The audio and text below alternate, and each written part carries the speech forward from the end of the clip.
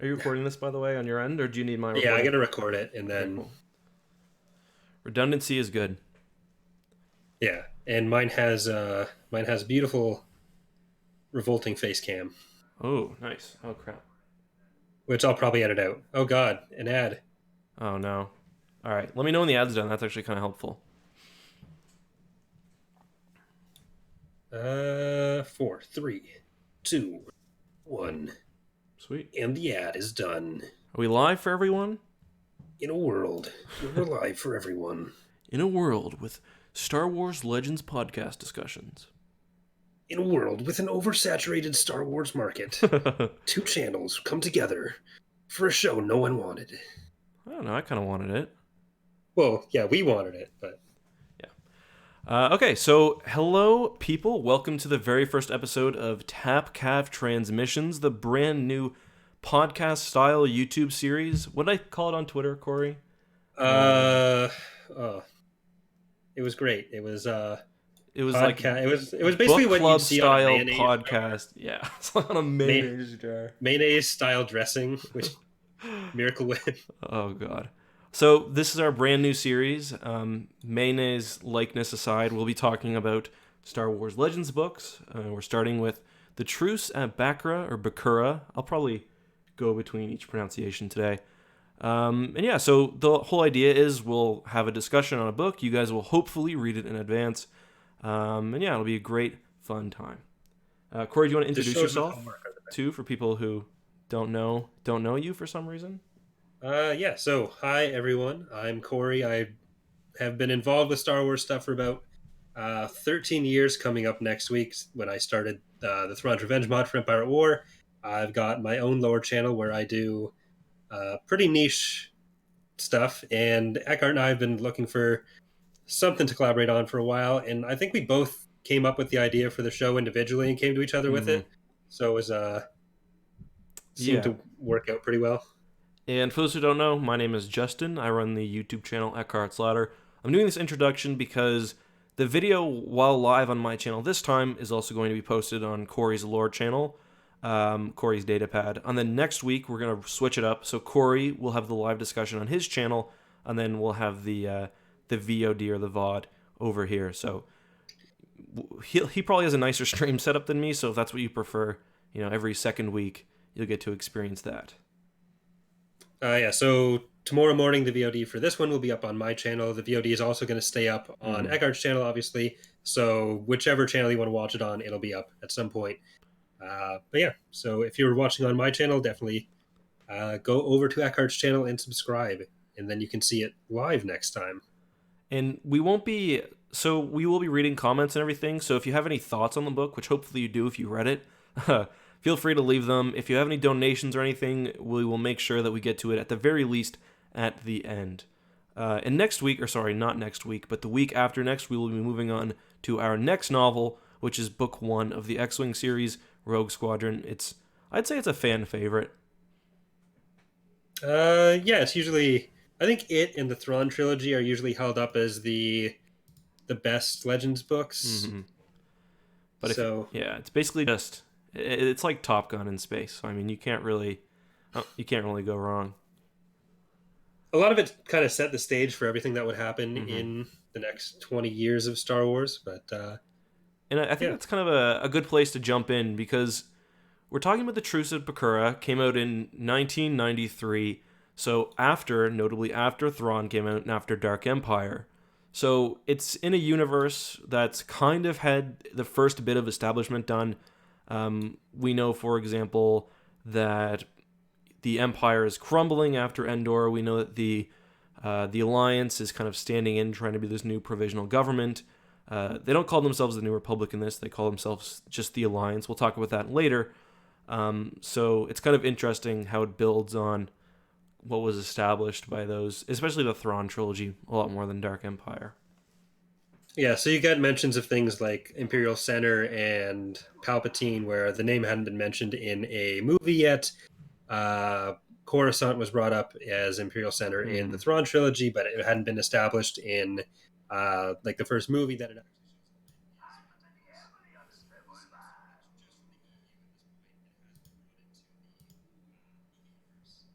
Right. Yeah, it fits in nicely, especially. So there's also a source book for this that we tried to stay mostly to the book, but we did read the source book as well.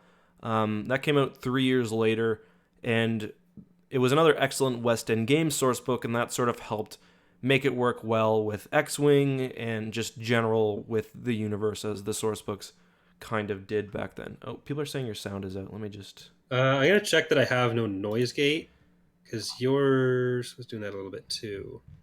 Okay, is that better, guys?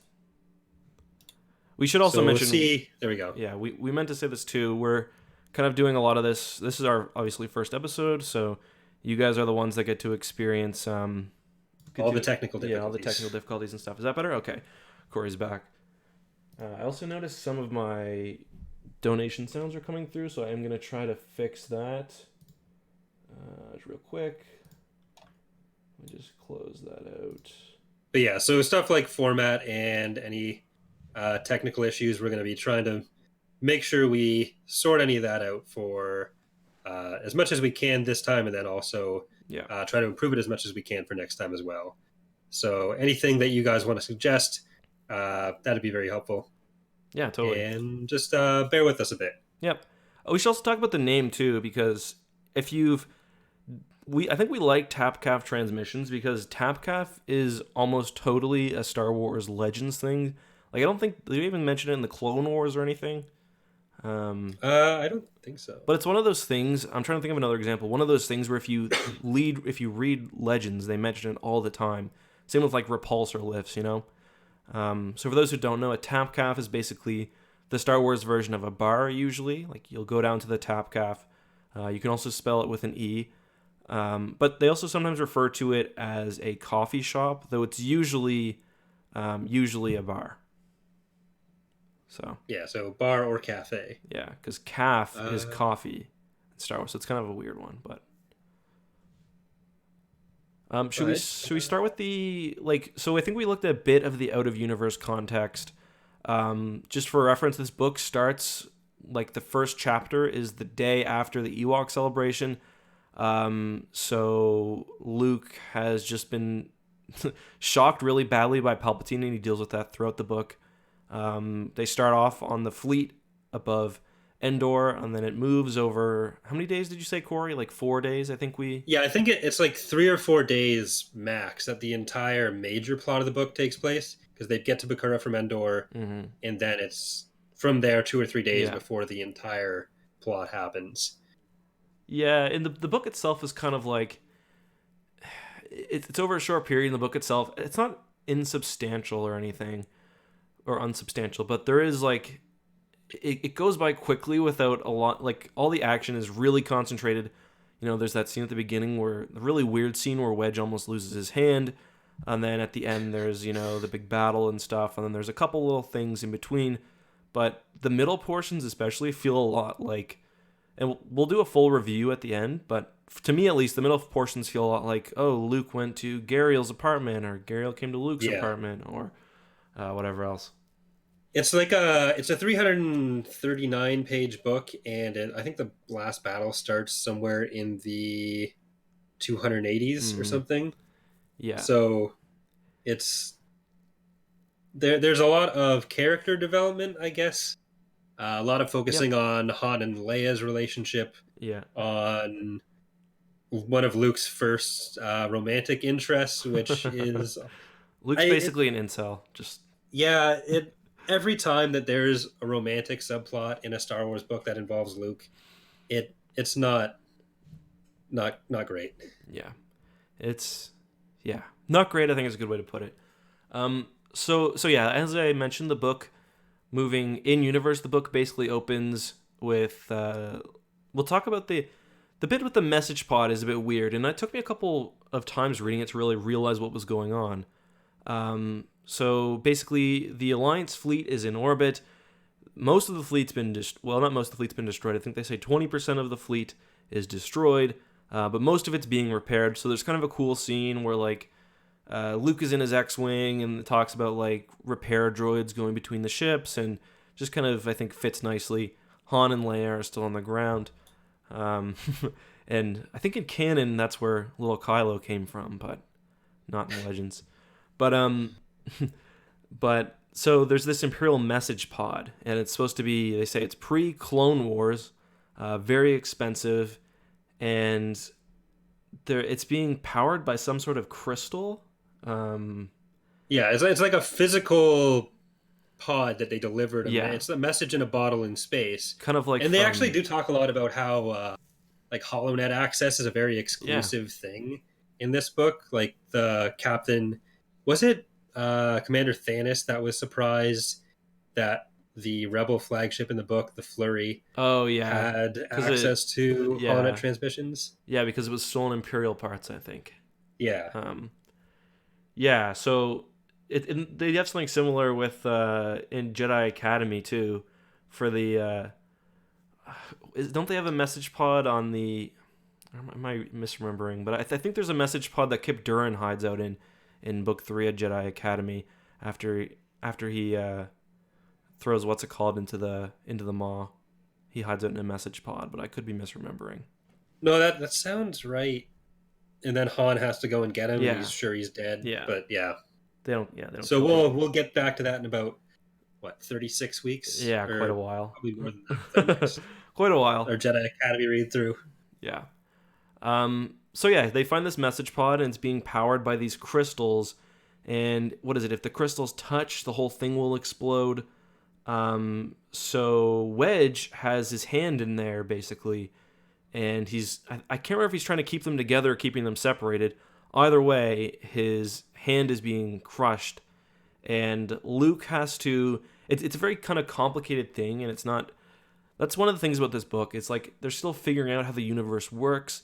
They do a really good job with a lot of it. Like the HoloNet stuff is really good. The way they talk about the Empire in this time period is really good. But then you get like the crystals is kind of weird. And what basically happens is Luke flies over there with his X-Wing, and I think he chops the power supply for one of them. At the same time, Wedge jumps, and he almost loses his hand. And there's actually a kind of cool moment that Luke uses like a force power you don't see that often, where he sees through Wedge's eyes. He's like, look at it for me.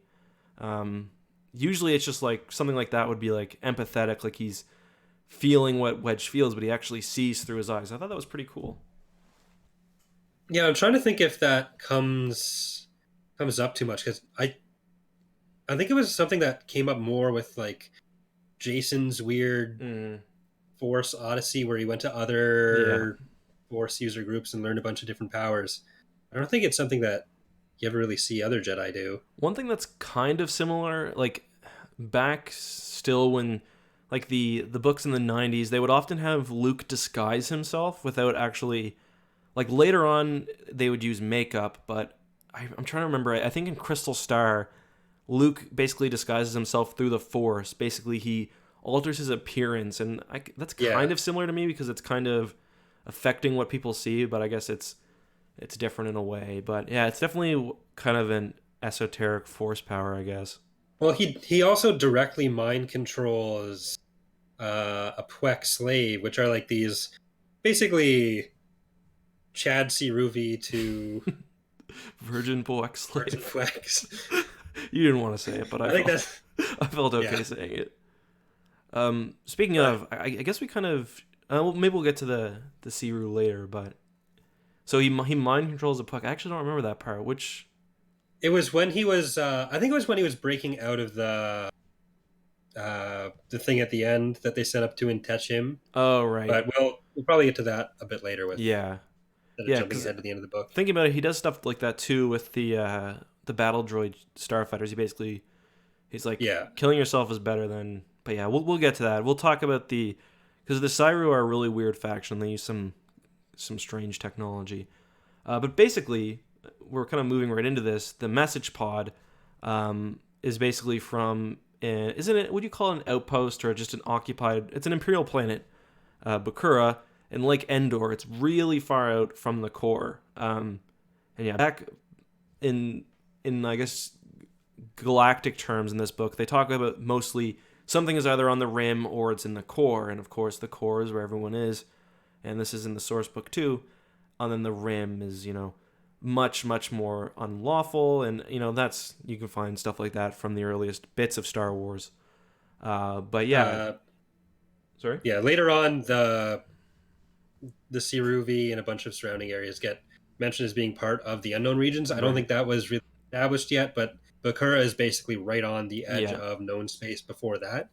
Yeah. Uh, And so the world is known mostly because they produce repulsor lifts, and repulsor lifts are one of those things that are mentioned in every Star Wars Legends book. Basically, if it allows you to hover in atmosphere, and so a lot of things in Bakura float. They've got, Literally everything: yeah, repulsor chairs, repulsor beds. beds. It so they have the repulsor beds. I wasn't sure if it was a bed where the platform was floating, That's what I or imagined it as. if it was a repulsor that was holding them up, because that's what it Oh, kind of sounded like from Ariel's sleeping scene. And this is clearly the most important yeah. discussion point No, we'll have. I'm pretty sure Tenel Ka has one too. Later on, they mentioned her having a repulsor bed. Yeah, I never. That actually makes more sense. I always assumed that it was just like they were too lazy to make the legs, so they just stuck some repulsors on like a block of wood. But That seems harder. that does seem way harder. So that actually makes sense now. If you have Um, like a power outage in the middle of the night and you're sleeping in a repulsor bed, you just smack down. Like, yeah, Jesus. Um, yeah, I never thought about but yeah, that either. so So yeah, they make uh, repulsor tech, and Palpatine had much earlier made a deal with.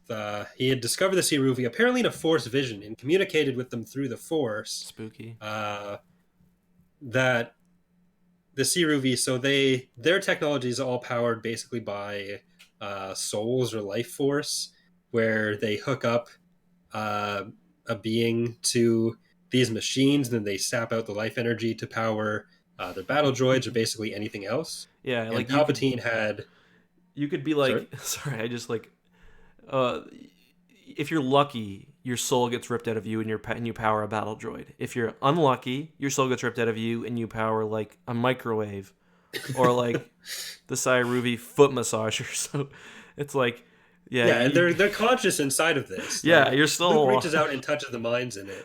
there's like shit, not having a good time at all.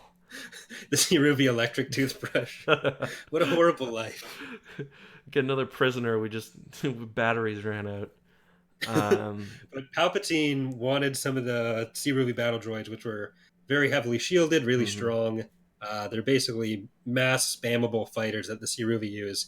And he was basically offering these Outer Rim Imperial worlds to the Siruvi where they could take the entire population and touch them, which was what the process was called to get the power. Mhm. And then he'd do that in exchange for getting some of the droids. Right. Uh, so they attacked and then sent this message, and the Bakurans sent this message to get help from the Imperial fleet at Endor, which little did they know, Yeah. the rebels had blown up most of it and sent the rest to the core. Yeah. So the rebels are kind of in a weird spot at this or weird position right now too because they've just blown up the second Death Star yesterday.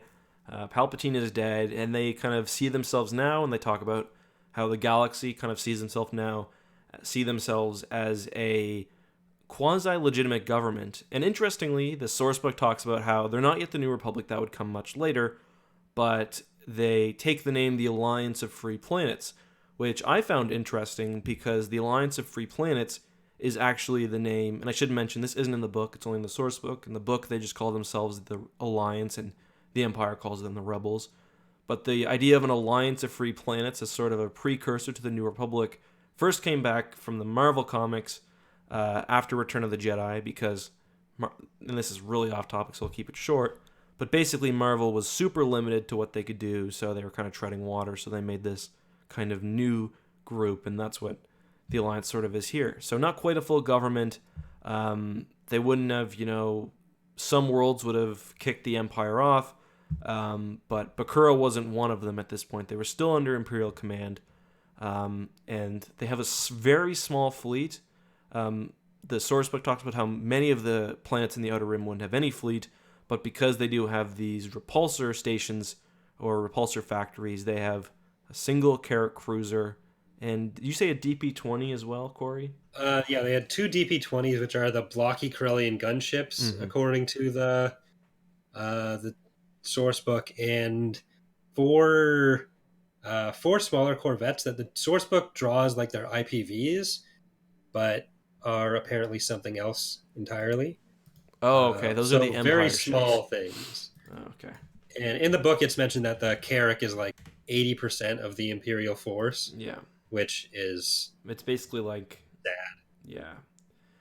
Yeah, Carrick is so yeah. So this is like the edge of the edge. So far, the Cyru where it talked about being, I think they kind of later stuff has called them. They're like in some sort of like cluster or nebula near the edge of the galaxy. But in this book, they actually kind of talk about themselves invading the galaxy. So they're actually from outside of the galaxy proper.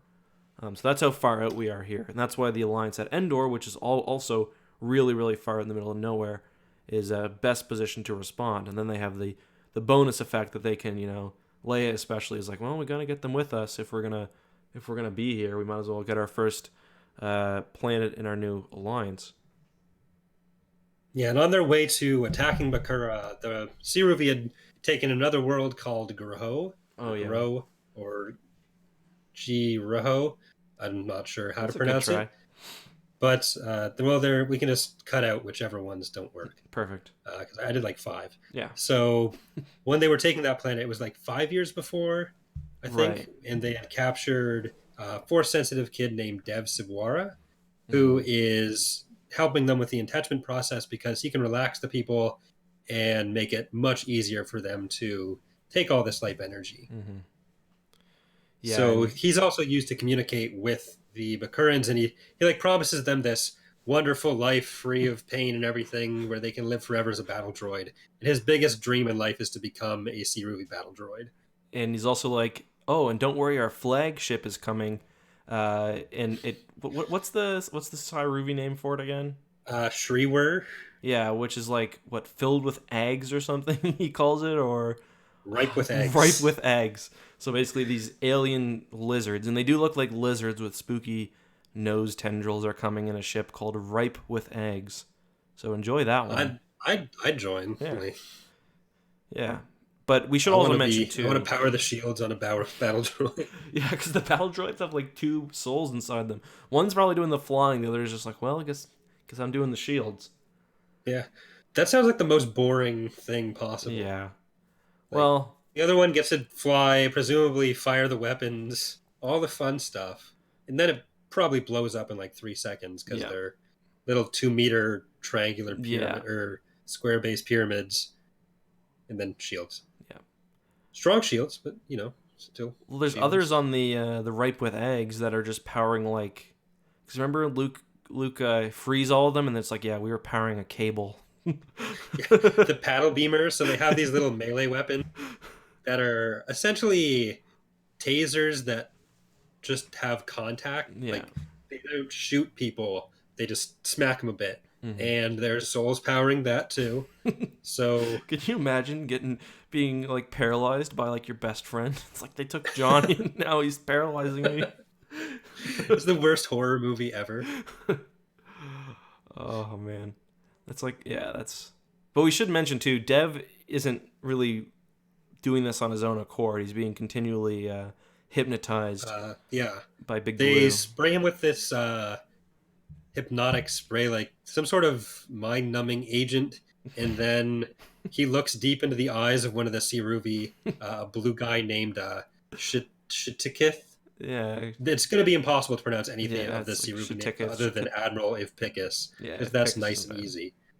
But he's basically they call it renewing him. I'm pretty sure, Yeah, where every so renewal. often, if he starts seeming like, hey, maybe this isn't the best thing in the world, he'll just get mind Yeah, wiped, like he starts basically. to he always kind of starts to crack, and like he will get angry at them, like you killed my parents, which they did, um, or just like the fact that because humans, we should mention too, humans are the best source of entechment power. Um, like Yeah, they that's why also, they want to invade the galaxy. right, because they do intech the Poex sometimes, like if they really need to, but they're kind of crappy. Human minds can like last for a while, I think. Yeah. Um, but they It's should, like getting shitty Duracell AA Right. batteries versus the nice rechargeable ones. Right. Amazon Essentials, basically what humans are. Um, so yeah, they've got a weird relationship too because he's always like snuggling with one of them and like or, like he sleeps next to them and then they always like scratch his arm and kind of it's kind of like a weird thing because he's always He's like like a pet. yeah, but he's always talking about how he's such a fragile skinned human and they're always like scratching him just for fun to make him bleed and stuff. It's really Yeah, it's super messed up. yeah. So And yeah, Kathy, the rebels. Hmm? I said Kathy was yeah she got started and then they took a 3 year break after this book so Kathy made it a little too weird maybe. It was like we were talking about this a little earlier, but it was like they were setting up for a much bigger plot of Yeah. Siruvi invading the galaxy. Mm-hmm. Then they didn't do that. We'll talk it Yeah, towards the we'll end of the mention that show later. about Yeah.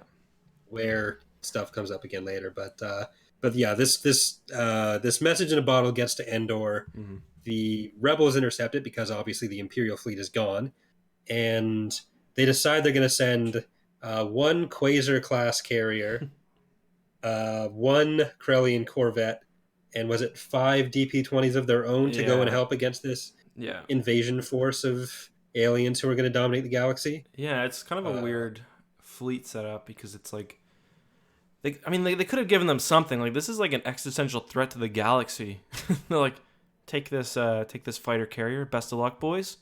We'll see you if we get back. And the Falcon too, of course. And Rogue Squadron, but yeah, it's so kind they of have a lot of plot power, but yeah, in terms of actual firepower, really, they did not care about Bakura. no. Is Yeah, and they're Luke is also a mess at this point too because yeah. he's in med bay for the first quite a bit. Everyone's telling him not to go because he's clearly like this is 24 hours after he's been Electrified. given electroshock therapy by Palpatine, His bones are calcifying, and they're basically saying. yeah, that he did not forget to drink his milk. It's like, yeah, you're screwed, but good luck. Go fight these raptors who will steal your soul. Sounds very restful and relaxing. Yeah. So Luke is given command of this mission, where he's like commanding this fleet from the Quasar, which is not something that you see too often in Star Wars, because Luke is actually bad at this. Yeah, he's really bad at Uh, it. not a thing he should be doing. Yeah, He's even fine at a starfighter, but like yeah, like Grandmaster Luke and even Jedi Luke, he often like when the Order was kind of revived, he would lead fighter squads in battle all the time, but especially like during the Vong War and like Second Galactic War and whatnot. But I can't really think of too many occasions where he actually like leads a fleet because usually like he was off doing Jedi stuff. he did briefly become the supreme commander of Imperial forces, didn't he? Yes, In he Dark did. Empire. Yes, I forgot about that. So that clearly he's qualified. He Yeah, probably put it on his CV, like commanded I don't know. Quasar carrier at Bakura. And every world devastator ever. Yeah. So yeah, so his first little skirmish. So they get Rogue Squadron, and then like they talk about Wedge is explicitly named in the book, and then I think in X-wing number 1 they talk about Tycho mentions that he was part of the Bakura attack. Like it was just Rogue Squadron at the time. So what was I saying? Oh yeah, so they get all the rebels together. They leave Endor with the Falcon in tow, and yeah, they show up, and it's basically like Bakura. They show up at the perfect time because Bakura, the small Imperial defense fleet, is like nearly overwhelmed, and I think they even mentioned that like the Cyru are dropping shuttles and stuff down to the planet. And the thing is about the Cyru invasion, it's kind of like self-propagating, and once they take one world, it becomes much worse because they use this entechment power basically to create new battle droids. So it's like every world they take, and I mean it doesn't necessarily make sense, but every world they take, the more powerful their navy gets. Yeah, they had not discovered any other kind of electricity. Apparently, Yeah. it was just the souls. But once they got those souls, they could do a lot with them. Yeah.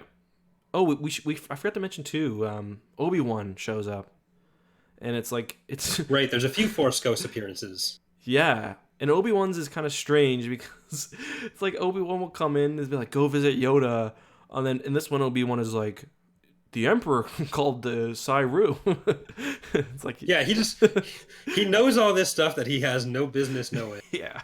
And there was even a point in the book where Luke tries to talk to Obi-Wan, Yoda, and Vader because he's lonely and wants girl advice. And I guess it hadn't been established yet that the Jedi Order was Yeah. well, they weren't celibate, but they weren't allowed to have attachments Yeah. like that.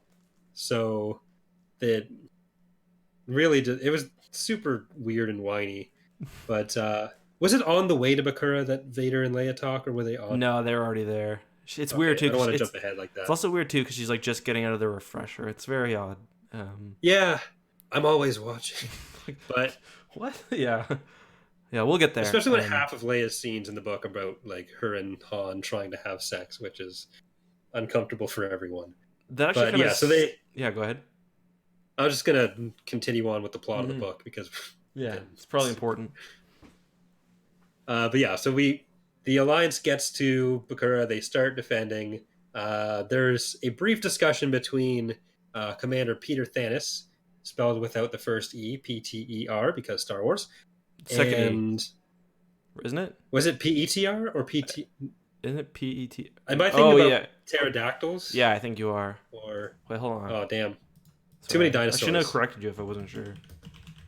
Now I'm not sure. Let's open No, up you are books to right. page. It's the first one. It's Pter. Rip. But yeah, so the Imperial commander on the Carrick does accept the rebels' help. They all work together and they talk about making a formal truce. So this is the first time, I think, in any Star Wars media where the rebels and the Imperials started actually working together for something. Maybe yeah. That's where you also get the title. It's all coming back here. They're making a truce and they're at Wow. Bakura.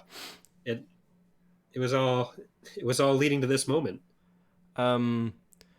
Well, they're all fighting except Han and Leia, because Han's like, we should probably protect the only diplomatic person we have here, and they leave, and he tries to have his way with Leia and the Falcon. Like it's in the middle of battle, and Han's like, don't think so. He flies over to some ice planet, and then they park in space, and they're like, he shows her to like he's got like a kind of bed and stuff set up in the in one of the cargo holds. And I don't know. Yeah. That just seemed very I can't see Leia ever agreeing to that. He as she had was written in the movie. Chewbacca set up a romantic getaway in the Falcon for them, Yeah. and there were a bunch of inflatable pillows in a it Yeah. So while Luke is like just a disaster when it comes to women, he's written like, I know he's not 18 anymore. He'd be what, like, is he 22? he'd be 22. He's He's written like 4 a years 22-year-old. Han, on the other hand, is just total alpha male entire book. How much older is Han? Is he 6 years older than Luke and Leia? I'm not sure. Someone in the chat probably knows that. But yeah, so there's this space battle for the future of humanity going on.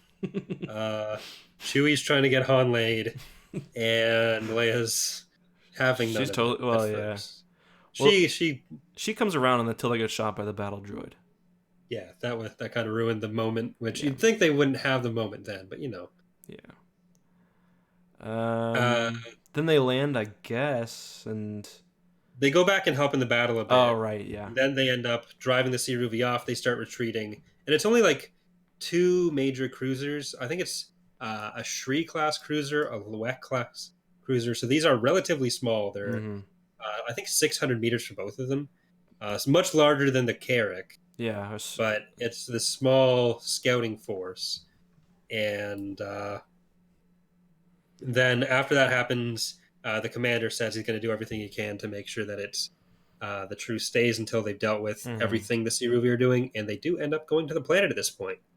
Yeah, so this is kind of a so there are two real main. I guess now's not a bad time to talk about the major players in the book. Obviously, on the Rebel side, we have the trio, and we have the droids, and we have Chewie, and Wedge is in the book, but he stays mostly in space. and after almost losing his hand, he mostly stays in space. And then we have for the Imperials, we have Peter Thanos, he's basically like the kind of good Imperial. He's basically relegated to this backwater world because I don't remember what the exact story is. He refused some unethical order. It was on Alzok, I think he was, where he was running Tal's slavers in some mines, and he figured out that the slaves would work better if they were given more food. Mm-hmm. And like he wasn't trying to do it to be a good person; he just thought it would be more productive. And then the Tals figured out that he was the one that gave them more food. There was an incident in the mines, and then the Tals saved him. Mm-hmm. But when I think it was his successor tried to come in and reduce the food again, there were revolts. Right. And for whatever reason, I forget exactly what happened, but Thanos got transferred out to Bakura because he had violated some of the policy with how they should treat the Tals. Mm-hmm. So he was sent to end his career in this backwater world on a Carrack protecting repulsor lifts. Yeah, and he's got some angst about that too. Throughout the book, he's like, Christ.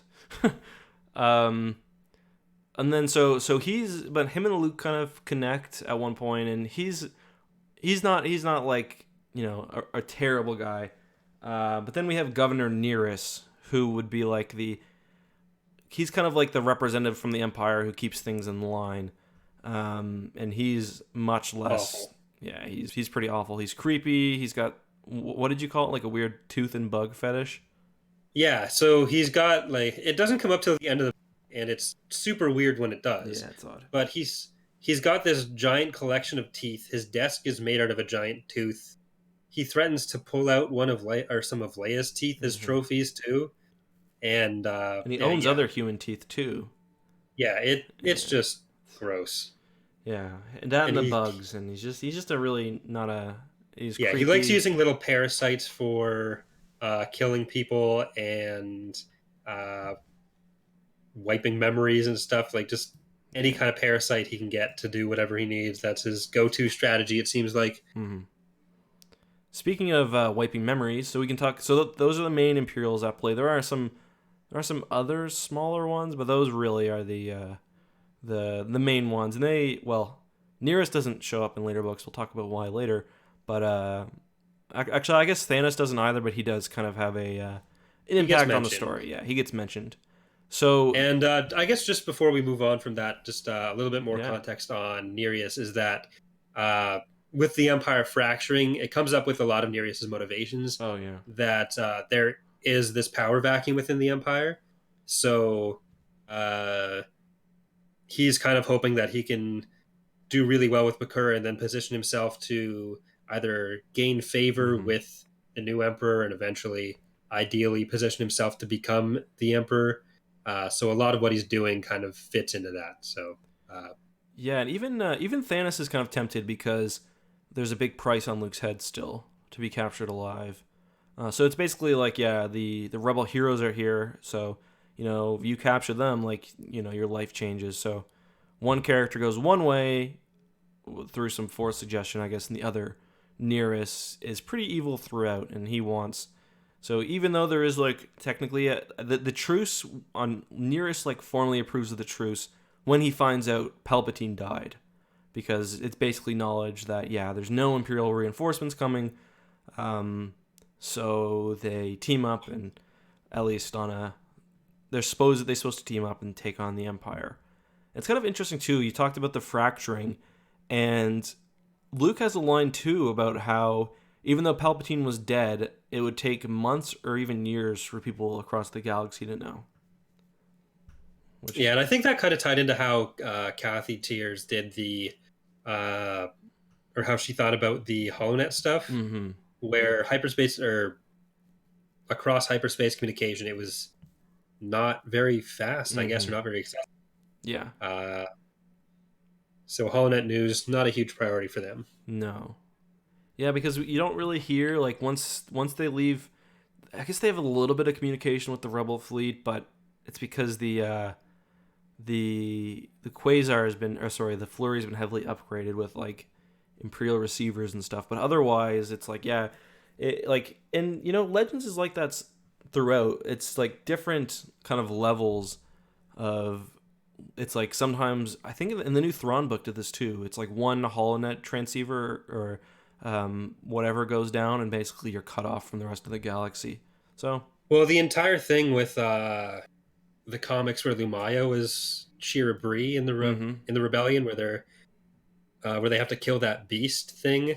Oh I forget yeah, what it was called, but it was because it was a really powerful HoloNet transceiver. It could the act as one, Teasel. so it's the Tietzel. Yeah, It so apparently this is all a very big deal. Communications in Star Wars is inconsistent and unreliable that in kind of and out of universe. that kind of reminded me too. I guess although it's technically later in universe, out of universe, the Rebels and the Empire do team up a few times. I think to fight the Toffs when they invade. Yeah, yeah. But yeah, Actually, would the Toffs be before or after chronologically? it would was it would it have was to be after chronologically. because it's after Yeah, Endor. because this is right after. Yeah. Yeah. So it's kind of two like existential threats for the galaxy coming from outside. Pretty short time period. So our next set of characters are the Bakurans themselves, who are largely Imperial sympathizers. Some of them are hoping to join the rebellion or at least throw off Imperial rule.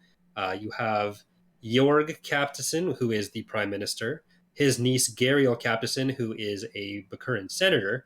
They have their own Senate, which is sort of like under the Imperial government. It's weird. She had gone to Coruscant to some Imperial governing school, which was the standard procedure, because then they could go for a year of indoctrination, go back to their home system, and run the government there. Must be a huge Then, school. yeah, there's thousands of systems, Yeah. and you got the Bakuran Senate. Was it 20 people or 28 people or 280? Yeah, Something. I I don't forget remember. which factor of 10 I'm off by, but Regardless, it's do a that small times everyone. planet, and like she gets to go, and it's like Bakura's like Ohio, basically. So Yeah. Then you have Epi and Orn Belden. Orn Belden is a senator, right. so also same position as Gariel, but he's like in his mid hundreds, so 150 ish. His wife Epi is like 133. Yeah. And she has long term memory loss, which you later find out is something that the Empire did to her. But first, they thought it was just that she had started losing her memory at a relatively young age, 30. Yeah, 130 years old, and yeah, I think Ord is 161 or 163, so it's crazy. Do you want to talk about the aging stuff now because it is? Or do you want to save that for later? Yeah, we can go into it now. Okay. So some of you might decide I did a video about this a while ago, but just kind of short version is this book, and it's probably this is one of the things we talked earlier about how most of this is it fits pretty nicely into the larger EU, but then you get weird things like this. So yeah, like Corey said, Epi, her memory loss is described as being at a young age, and she would have lost it when she was in her 120s. And Ord is 161. He's got lots of replacement.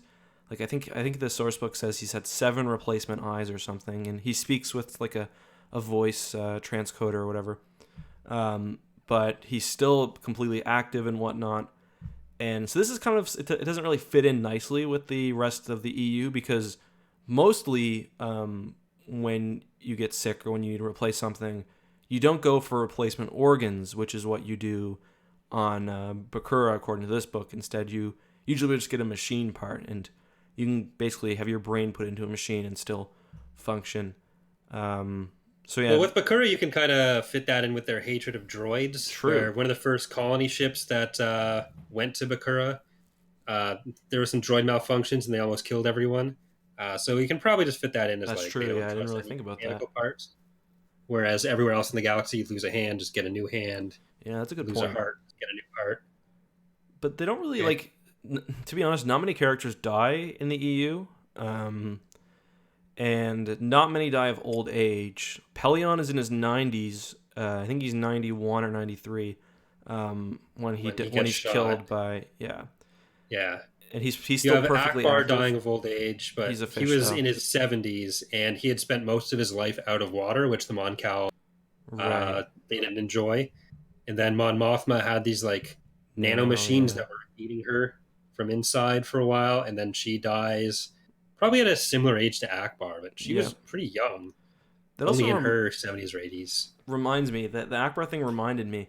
Um, I might have read it wrong, but in this book, Home One isn't Akbar's flagship. He moves to a different ship, which they say is more comfortable. Did you catch that? I didn't. Because well, Luke is being healed on Home One, I think. But it talks about how Akbar moved to a different flagship. If you search I'm just searching flagship. what's the or it might not have been different flagship, but a ship that was more comfortable because it has different air conditioning, basically. Um, let's see if I can find the quote here. But yeah, I thought that was really weird because it's a Mon Calamari cruiser, and that was established for a while that the ships were Mon Calamari. So it's kind of a weird. Why does everyone want me to say bacon?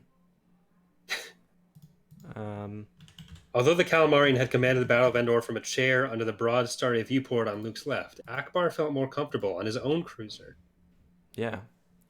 So So I guess she hadn't realized that Home One was a Mon Cal cruiser when she yeah, wrote the book, which that would have been is interesting. established because I'm pretty sure even the concept art Yeah, calls it Mon Cal Cruiser. So it's kind of a weird. yeah. Yeah, sorry, I didn't Oh mean to well. interrupt you there. But yeah, so what were we talking about? Uh, well, we just finished, I guess, going over the Bakuran character, so maybe a quick overview of the Siruvi in Right. there.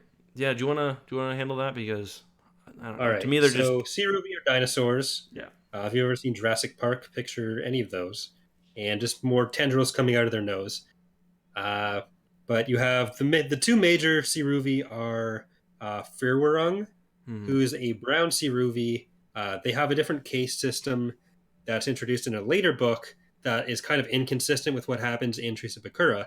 But Firwarung is in charge of all the attachment, so he's the one that's actually uh, treated as Dev Sibwara's like master, basically, and he's the one that eventually wants to attach Luke because then Luke could do what Dev is doing, only with a lot more training, because Luke is a lot more powerful. Yeah, And then yeah. Luke is you like said have to be able Utu. to detect people from a distance, like Yeah, even outside that's what they tractor want to beam do. range. So They basically want to use a really powerful Jedi people from like just drop into orbit and touch everyone, and then they're good. But it's Firwarung, and then the other major important character for the Siruvi is Shtikith, yeah, yeah. Shtkith, but with apostrophes. But he's a Siruvi noble dude. He's the one that handles all of Dev's renewals, and he's the one that's kind of in charge of everything that they're doing. There is a Siruvi admiral there named Picus, but he Hmm. doesn't really do Yeah, he anything. doesn't do anything at all, really. But that I think that covers all the major characters. So Yeah. they're landing on Bakura. They get Leia is lucky enough to speak to the entire Bakuran Senate, and during this, Luke meets Gariel, and by meets I mean sees her from across the room, falls madly in love, and Instantly. it's super super uncomfortable to read because Yeah. it makes no sense. They go to a dinner later that has Jorg, Gariel. Is Nereus there? I don't think Nereus is He there. They shows want to up invite him. later. Yeah, they invite basically everyone we've listed except for the Siruvi. Maybe if they had, that was something. They've never tried diplomacy with the Siruvi. That's true. They Well, never offered them any kind of like other energy technologies. They didn't have to enslave and kill everyone. to be fair, they do try. Like that's why they have the droids working on the. Because they call the sea Ruby communicate in like bird noises, so they call them fluties. Fluties. And they do So you're have. thinking that the racial epithets that the Bakurans are throwing around in the Imperials are going to stop any negotiations before they happen. Well, they do have R2 and C3PO working on like a translation. Translating? Yeah, Yeah. But I mean, they do have Dev, so I don't know why like Luke couldn't have just sent him some peaceful thoughts and just had like done that. Well, that wasn't it before? Wasn't the Yeah. C-3PO and R2 stuff before Luke had figured out how to Well, that he could contact Dev, and Dev wasn't Dev feels fully him. enslaved the entire time? Yeah, you're right, because Dev feels him when they're like during the battle, because it's like, oh, he feels like my mom but more powerful. And then Which is basically what Luke thinks when he sees Gariel. It's like my basically. sister. But she feels sparkly, basically. Like he literally falls in love with her before she even says his name one time, because by Yeah. the time she says his name, he's just like, oh my god, that's the first time she said my name. Yeah, it's the biggest deal ever. Half the book is basically about Luke being in love with Gariel. That's what the first 250 pages are about. Where he's Yeah. upset that he's all alone. And when they finally meet at the dinner, she is having none of it. Like Yeah. she hates Jedi because of her religion, where she thinks that if people are like taking a lot of power, they're taking away from other people. So she basically tells him point blank, like everything you stand for, I hate, and also the Empire is pretty cool. He's like, I'm in love with It's you like, I more love than you even ever. more. I know you better than anyone ever has. He literally says It's that, just, like, and she's like, I wanted to shoot myself. she literally has like anxiety about him reading her mind, because why wouldn't you? And there's a lot of that actually, because at one point Luke gives Han, he doesn't read his mind, but he gives him like Han's jealous, I think, when I forget if it's Yeah, there's some Alderanian guy that's on yeah, Bakura, and Han thinks like, I guess assumes that Leia is just going to dump him and go with the Alderanian guy. based on the So courtship of Luke Princess calms Leia, it's a him. reasonable fear. Well, um, maybe because Han had been acting like that for years. yeah, true. Um, and that'll be, yeah, when we get there, that'll be fun. But so yeah, Luke uses his kind of force. It's not force empathy, but he kind of chills Han out, and Han gets really pissed because they really focused in the older books about how going into someone's mind and affecting them like that is a real violation of like kind of like a person's, I don't know, like integrity and like it's like a violation of their mind, really. And that's one of those things that, like, depending on who's writing a Star Wars book, Han and Leia and not Han, Luke and Leia and whoever else will be using mind tricks at will. And then, like, for example, in the Thrawn duology, Luke doesn't want to do it at all because it's like, it's really bad.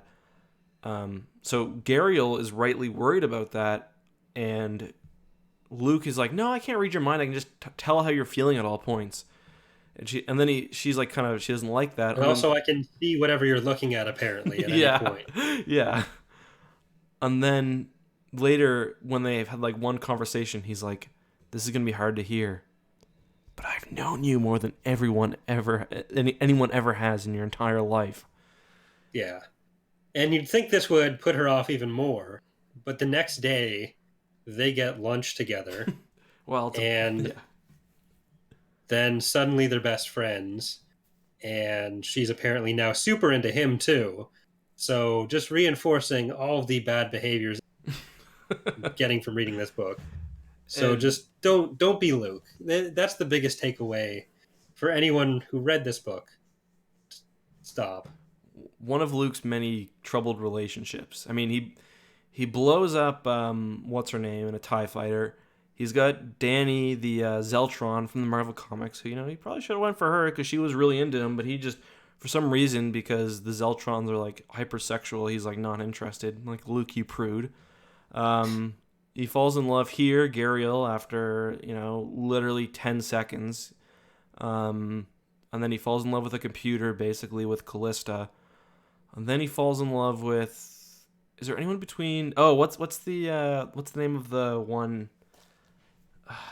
Who's it before Mara then next? Well, he meets Mara, but then there's someone else.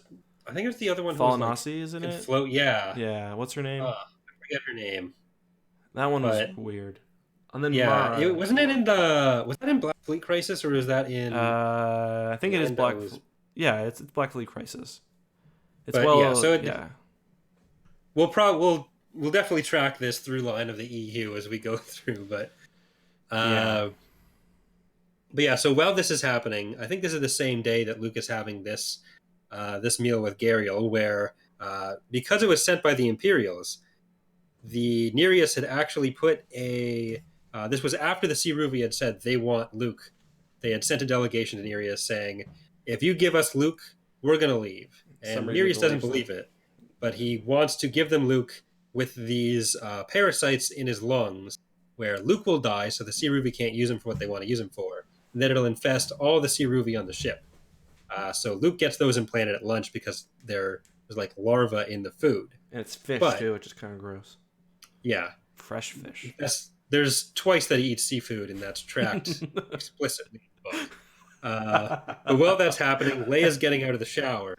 And Yeah. as you expect to see when you get out of the shower, her dead father, Darth Vader, is there as a Force ghost and basically tells her, "I've been forgiven by Luke. What is your Why haven't you problem? forgiven me?" Yeah, like I said sorry. Yeah, he's And like, uh, it's horrible. yeah, he's like almost offended. He's like, "Will you forgive me?" She's like, "No." He's like, "Well, what the hell? Like, Yeah. what more do I gotta do?" And then I've done literally nothing to atone other than throw the guy down the shaft. she comes down on But a weird line too. She's like, "I could forgive you for torture and for Alderaan, but what you did to Han, like, really? Like, you tortured Han for like an hour. Like, come on." I'm going to read the passage for Oh everyone yes, because please it's do. just fantastic. "Leia," the figure repeated, "do not fear me. I am forgiven, but I have much that I wish to atone for. I must clear your heart and your mind of anger." Oh Like, you don't get to say, "I am forgiven." yeah. That's not your call. The scene after that with Han is pretty funny too, because she's like, Vader was here, and he's like, "Oh, so you can do that now too." He's like, it's even funnier because I listened to the abridged version after. I read the book and then I listened to the abridged version. I'll give you guys some feedback on that later in case you don't want to read the whole book. But yeah, he's like, "Oh, did you?" She's like, "Yep." He's like, "Oh, okay. Well, I And guess Leia that's a just thing." spends the rest of the book, any of the chapters that are from her perspective, is like, "Hope you were watching that." Because when he leaves that scene, he's like, "I'll be watching." And it's like, okay, Okay. it's creepy. Yeah, like, But don't. she like shoots some Imperials. "Hope you were watching that, Dad." And then he says, "I might not be able to appear again." And if I remember correctly, Obi-Wan says the same thing at the beginning of the Thrawn trilogy. Yeah. Yeah, I guess I don't really know why, but Force Ghost kind of just KC. They have somewhere better to be. They have to Yeah. go to Abeloth's weird graveyard of Force ghosts. Avalon's having a big barbecue. The father will be there. Everyone's going. If you don't um, let me go, Leia, you're the worst daughter ever. oh man, it's so goofy, but it's fun. Um, oh, what was I gonna say? Yeah, that whole bit's really strange. And then Canon has like Leia's been pissed at Vader, which I think Canon has actually taken it a bit, more nuanced approach with things. Because did you read Bloodline, Corey? No. Okay, well, in Bloodline, like Leia is still, she's still furious at Vader, and she's still hiding her identity. But in canon, in Legends, it's not too long later until Leia's naming a child Anakin. Yeah. The optics on that aren't great. No, they're not. Like, what do you tell everyone? Like, oh, Chief of State Leia has named her. Like, Angela Merkel is not going to name her kid Hitler and be like, "Don't worry, I forgave him." Yeah, Like, especially if he was literally part Hitler too. uh, but yeah. So, Why not Bale? uh, Like, Christ, she says like how Bale will always be my real father. Yet Bale was there. Bale was the one going to hover soccer practice and shit. But she names her first kid Anakin. Like if I were Bale and third non-Force kid. Ghost. Oh yeah. Sorry, third kid.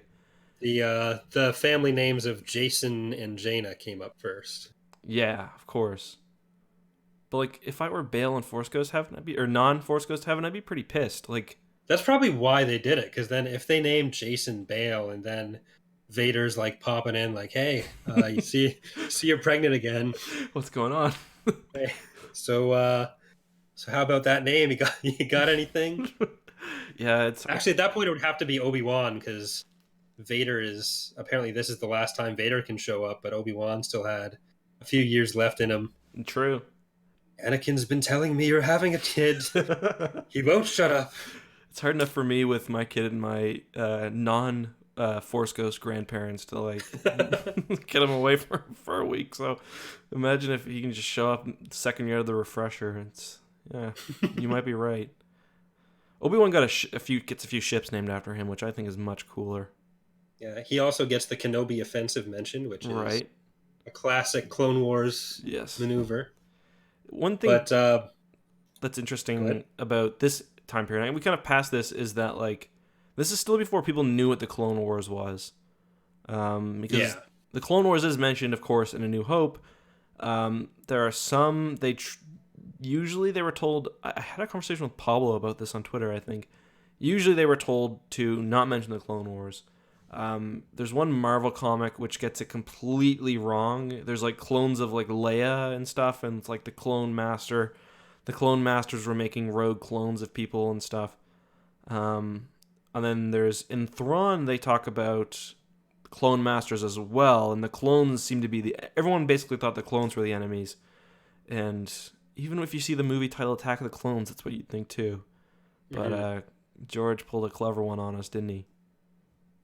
clever boy.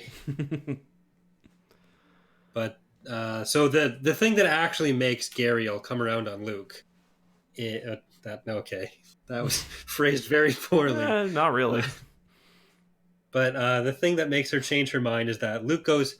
So Gariel is really good friends with Senator Belden's wife Epi, who has the memory stuff going on, and Luke goes to visit Gariel while she's visiting Epi, and figures out that the Empire are the ones that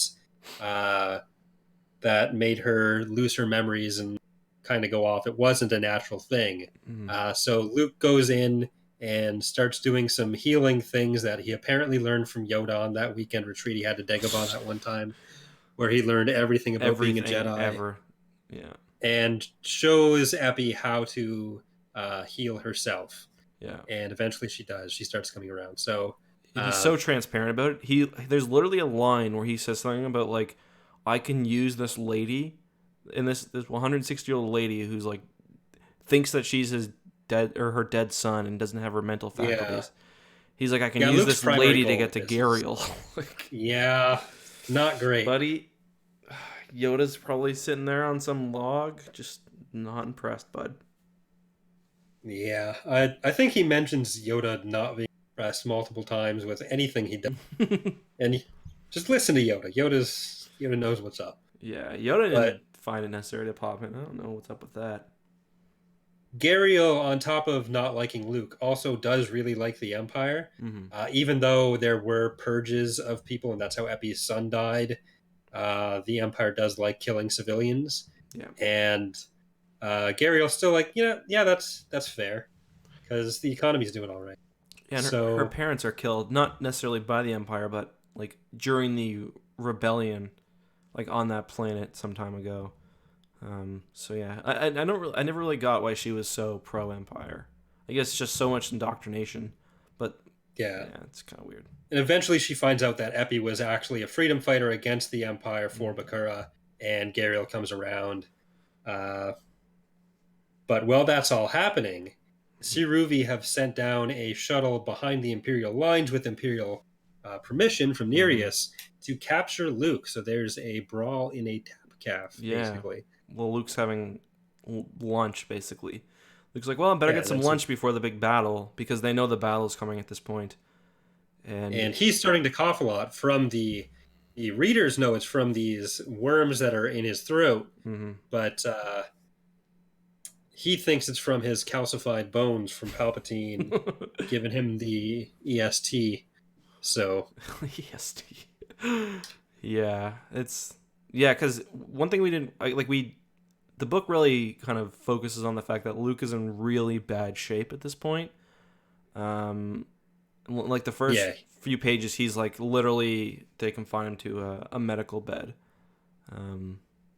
So yeah, he's like they talk to about the calcification. It's like, yeah, you will be effed up if you don't get this fixed. And he's like, I'll meditate on the way to the planet and it'll be fine. Yeah, the parasites are supposed to kill him in like 24 hours. Right. Gariel actually gets one, but Nereus vacuums it out of her throat. Right. Uh, Or oxygen's in, doesn't he? Like, yeah, yeah. it's oxygen and then it just Oh, falls okay. into the Yeah, mask, yeah, but reverse vacuum or something. yeah. But so she starts offering to work for the Empire if he'll stop being such a dick. Uh, It's like, oh, you'll but work for Luke the is Empire. yeah, Luke gets captured.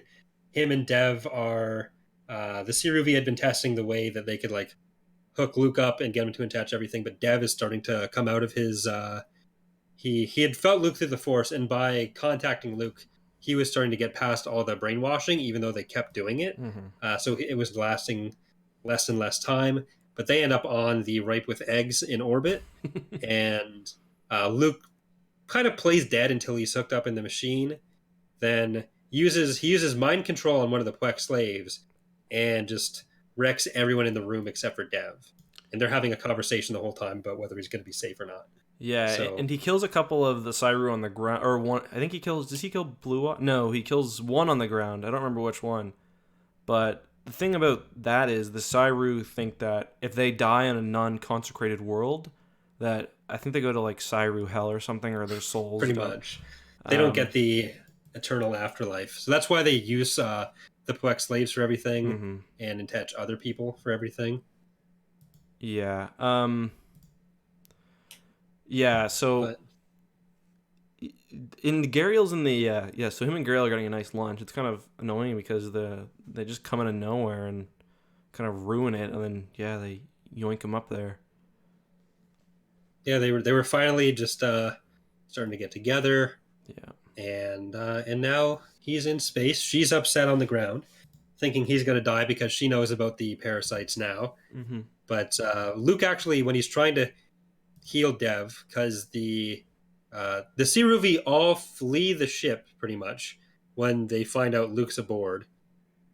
So the Shriwer, or Ripe with Eggs, Mm-hmm. is basically empty of any crew other than Luke and Dev, like one or two other people.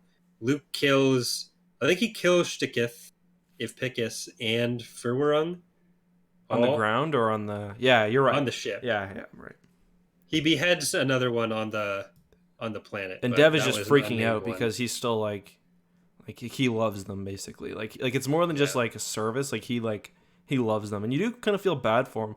I actually think he's a pretty interesting character. But yeah, and he's just like freaking out. He's like, "Don't, you can't kill them here." And the Cyru don't use lethal force either, especially on Luke, because they need as many, as many souls as they can get. And, well, not for Luke. Luke is needed for this special project, but Yeah, and when during this fight, because Nereus is sending Luke up to die, as far as he knows, and he basically wants to deal with the Siruvi. He thinks Luke being on the Siruvi ship is going to wipe out the Siruvi because mm-hmm. they're all going to get the parasite. So he had given the order to Thanos to destroy the ship with Luke on it because otherwise there'd be uh, contagion everywhere. Right. And he also tells Thanos to shoot the Flurry, the rebel ship. Mm-hmm. So once it's clear that the rebels are, or that the Allied forces are winning the battle against the Siruvi, and it's just Shriwer left. Just pretty quick. Yeah, I think actually the way the book handles the battles is pretty good Because it's mostly because from they like Luke inside the. Because Luke's like yeah basically cutting through the ripe with eggs, trying to find his way to the bridge, and I think he also tries to free every soul he can. yeah And then you kind of learn because like they're so scared, and this is where like it doesn't feel like a like this doesn't feel like an end because most of the fleet retreats. It's a very like Act 1 victory, you know. yeah. It's like the Sluis Vaughn almost. But yeah, I'm sure we'll talk about that later. But yeah, you don't I really. think they see do manage much to of, blow up one of the cruisers. Yeah. And then they capture the Shriwer Yeah. because Luke had emptied it out. And they name it But the Luke Dev. had taken, yeah, Luke had taken the when he was trying to heal Dev, he'd found the 2 extra presences in himself, which were the parasites. He gets them Oh removed, yeah, that's actually a and pretty cool scene too. You want to talk about that? Like what happens? How he gets them yeah, sure, removed? go for it. Oh okay. So yeah, he's got these two basically bugs inside of him, and he's like he just yeah like Corey said, he basically just thinks he's sick from Palpatine's Force lightning. But at one point, I think he actually passes out, right? And then he wakes up and he can feel these two these two little Hmm. Force presences, kind of chewing inside of him, and I think they're like chewing through his lung or something, which is why he's coughing. And he basically makes a scent of blood leading them out of his throat, and then he stomps them. He like spits them up and Yeah, stomps them. It's a pretty cool little introspective Force moment. This book has a few of those actually, so not bad. yeah. Good job, Kathy. So now Luke and Dev are like they're together. He's at some point he says that Dev's apprenticeship is now official or as good as official, and that he's going to start training Dev up as this first new Jedi Knight in his new order. Yeah. But was it the Carrick shoots at Shriwer and just shakes them all around, basically causes a lot of internal Yeah. trauma, Then doesn't he get hit by one of the? the bulkheads or something. Yeah. But So regardless, Dev he gets not really in good badly shape. burnt as well. Yeah. So that doesn't last super long. No. So They he does get get taken out rescued. on the Falcon. So yeah, the so what happens? I guess next the Falcon Next, comes and escorts them off.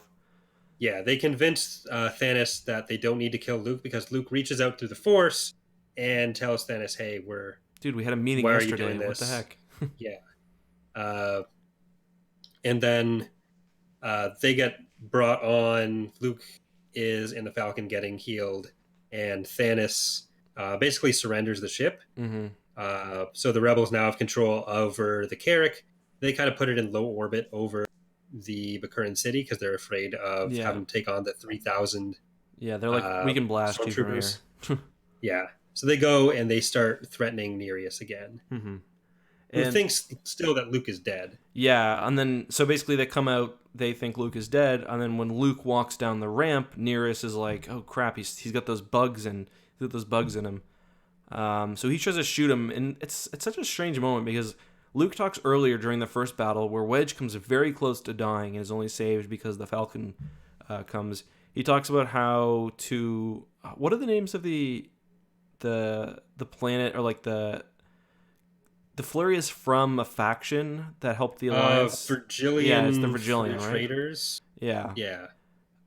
Anyway, Luke tells one of the officers in that ship that he can't use his force basically against enemy ships because to do so would be aggressive. And then when Nereus sees Luke coming down the ramp, he fires 2 shots at him, and Luke, the first one misses, and then Luke hits the second one back and kills him. Which, like, I don't know, that doesn't seem very Jedi-like to me. Like, I feel like it's an effort to redirect a laser bolt right back to the person who fired it. He could have easily put that into the ground. I mean, Luke is not... Especially with how Luke isn't, like, super out of it at this point. Mm-hmm. And so that's, like, the hardest thing for him to possibly do in the moment. And Exactly. he does it. Yeah. That's like the... Which... Yeah, it's like technically not against his religion, but I don't know. Like, yeah, Force Jesus isn't going to be too pleased with that one, I don't think. Yoda? Yeah. Is Yoda for? Is Yoda is there Force a Force Jesus? Jesus other than Yoda? Anakin, I think it's Yoda. maybe? No, I don't think Anakin's Force Jesus. I don't know. Maybe that'll be something to discuss when we get to, like, Fate of the Jedi or something. Yeah, Jason. Yeah, Jason's pretty close. He takes the galaxy's sins upon himself and sacrifices himself to himself. No, it's either Kenneth Hamner or who's that guy that we were making fun of the other day? The old man who worked at Bespin, or I don't remember if it was actually Bespin. Oh, Streen. Yeah, Streen. Oh, once we get to the Jedi Academy trilogy, Lots of new great characters. Jedi Surge is going to be the best one. But yeah, so they're on the planet now. Everyone's together, all their characters except for the Dead Sea. Yeah. And Oh yeah, and the Ord dies off screen, which is doesn't he? Doesn't Ord get killed off screen? yeah, Orn gets killed off screen because Leia is Leia's whole subplot during all this is she's with Yorg and Orn, so the Prime Minister and the old Senator dude, Yeah. and they're driving around town. Leia's asking them about whether they'd want to be with the Rebellion or the Empire if they had a choice. Yeah. And they have this device that allows them to block any surveillance equipment so they could talk freely. But they notice they're getting chased by Imperial speeders who then attack them. So Leia gets arrested, Yor gets arrested, and Orn gets arrested. But Orn is like 9. He's way too old and way too sick. So he just dies of basically shock. And he dies off screen. So the next time it's like, oh yeah, he's dead. And then they take Leia to like a log cabin, basically, is kind of how they described it. Yeah, and his wife, Orn's wife, is the one that leads the Bakurans in the uprising. So she's the one that like disarms or like holds Nereus hostage. Right. But I guess they never did take his gun because he does. No, shoot I think he grabs the gun from. He takes one gun because he's got one pointed at Gariel, I think, and then she grabs it from him when Epi comes in the door or something. I don't remember, but yeah, it's basically there's like while this is all happening, like while the fight against the Siruvi is happening, there is like a bit of a rebellion going on as well, and there's like because the Empire has started. There's like a little subplot that goes nowhere about the Alliance, 2 Alliance troops killing some Imperials or Bakurans. That doesn't really go anywhere, but the Empire is like stamping down pretty hard on everything. They're like not letting people leave their houses, and yeah, Nereus had been trying to incite the rebels into killing civilians essentially because he knew there were some on shore leave at the spaceport. He sent a bunch of Bakuran, like he paid a bunch of Bakurans to go and essentially hang around and harass them.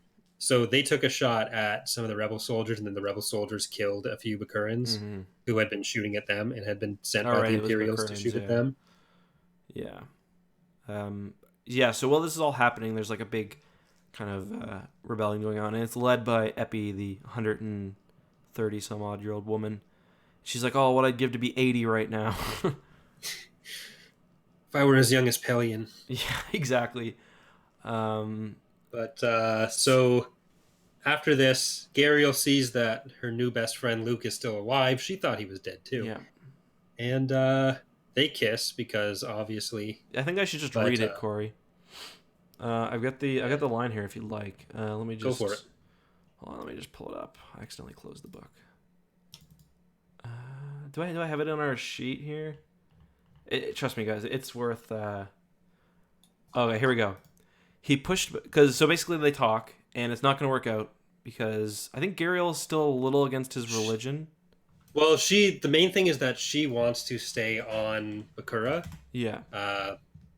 And Luke was thinking that if she was like the envoy between the Alliance and the Bakurans, then they could be together.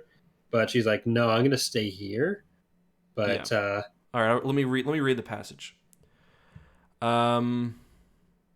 Okay, let me just get ready for this because it's a bit long. So I understand. Disappointed in the end, he rested his elbows on the hologram table and shifted. The right one still ached where he'd wrenched it, and breathing deeply hurt. He'd spend the entire hyperspace run back to Endor in another healing trance. Are you taking prisoners of war? She asked quietly. We don't do that. It would make liars of us and lies of our goals. Every trooper we send home will tell 3 or 4 others that the Alliance, well, that we had them in our power, but we let them go. Luke, she whispered. She laid her fingertips on his shoulder. I'm sorry. He felt the softening he'd hoped for. Too late. He turned to her slowly and fully opened himself to the Force, hoping to make the sensation last. This time, she wouldn't raise her defenses. It's a really weird way to talk about trying to... It's unwise to lower your defense. Yeah. Anyway, what for, he asked. This has been a victory for humankind. Her cheeks colored. I want to be your ally, Luke, but from a distance. He pushed back a quiet desolation that threatened to send him over another emotional brink, which is a pretty dramatic way to talk about being friend-zoned by a woman you met 2 days ago. He must Keep in mind that this is right after Dev Sibwara has died. He's just passed He has away. no apprentice. This guy who he thought would be part of the future of the Jedi Order with him is dead, and this is the worst thing to happen. Yeah. Continue. He mustn't think of spending forever alone. From a distance, he agreed hesitantly, touching her face. But just once, from here. And then they kiss. And then he lets the moment flood his perception, petal-warm lips in the steep, sweet warmth of her life presence. And then he just runs away, basically. So much later, Gariel marries Thanos. So, yep. Screw you, Luke. Yeah, and she got the Imperial she always wanted.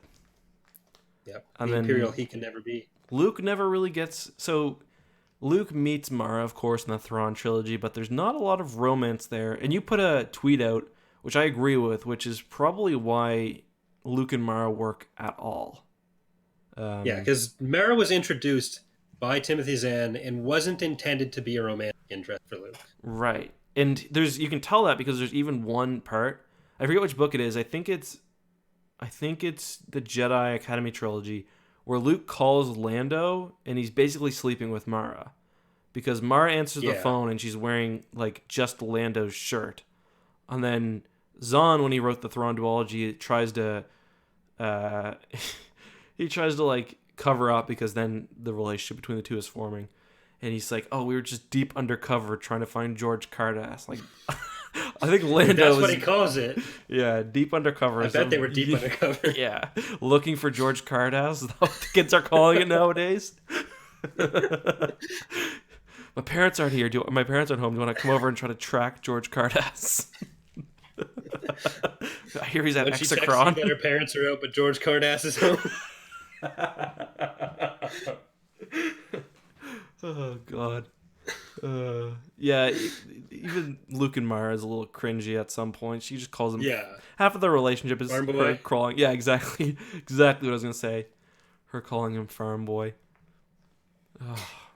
Especially where Luke's like, he's a short guy. He's got a bowl cut. He's like in his 50s when he's dating Mara, who's like always described as being like strikingly beautiful.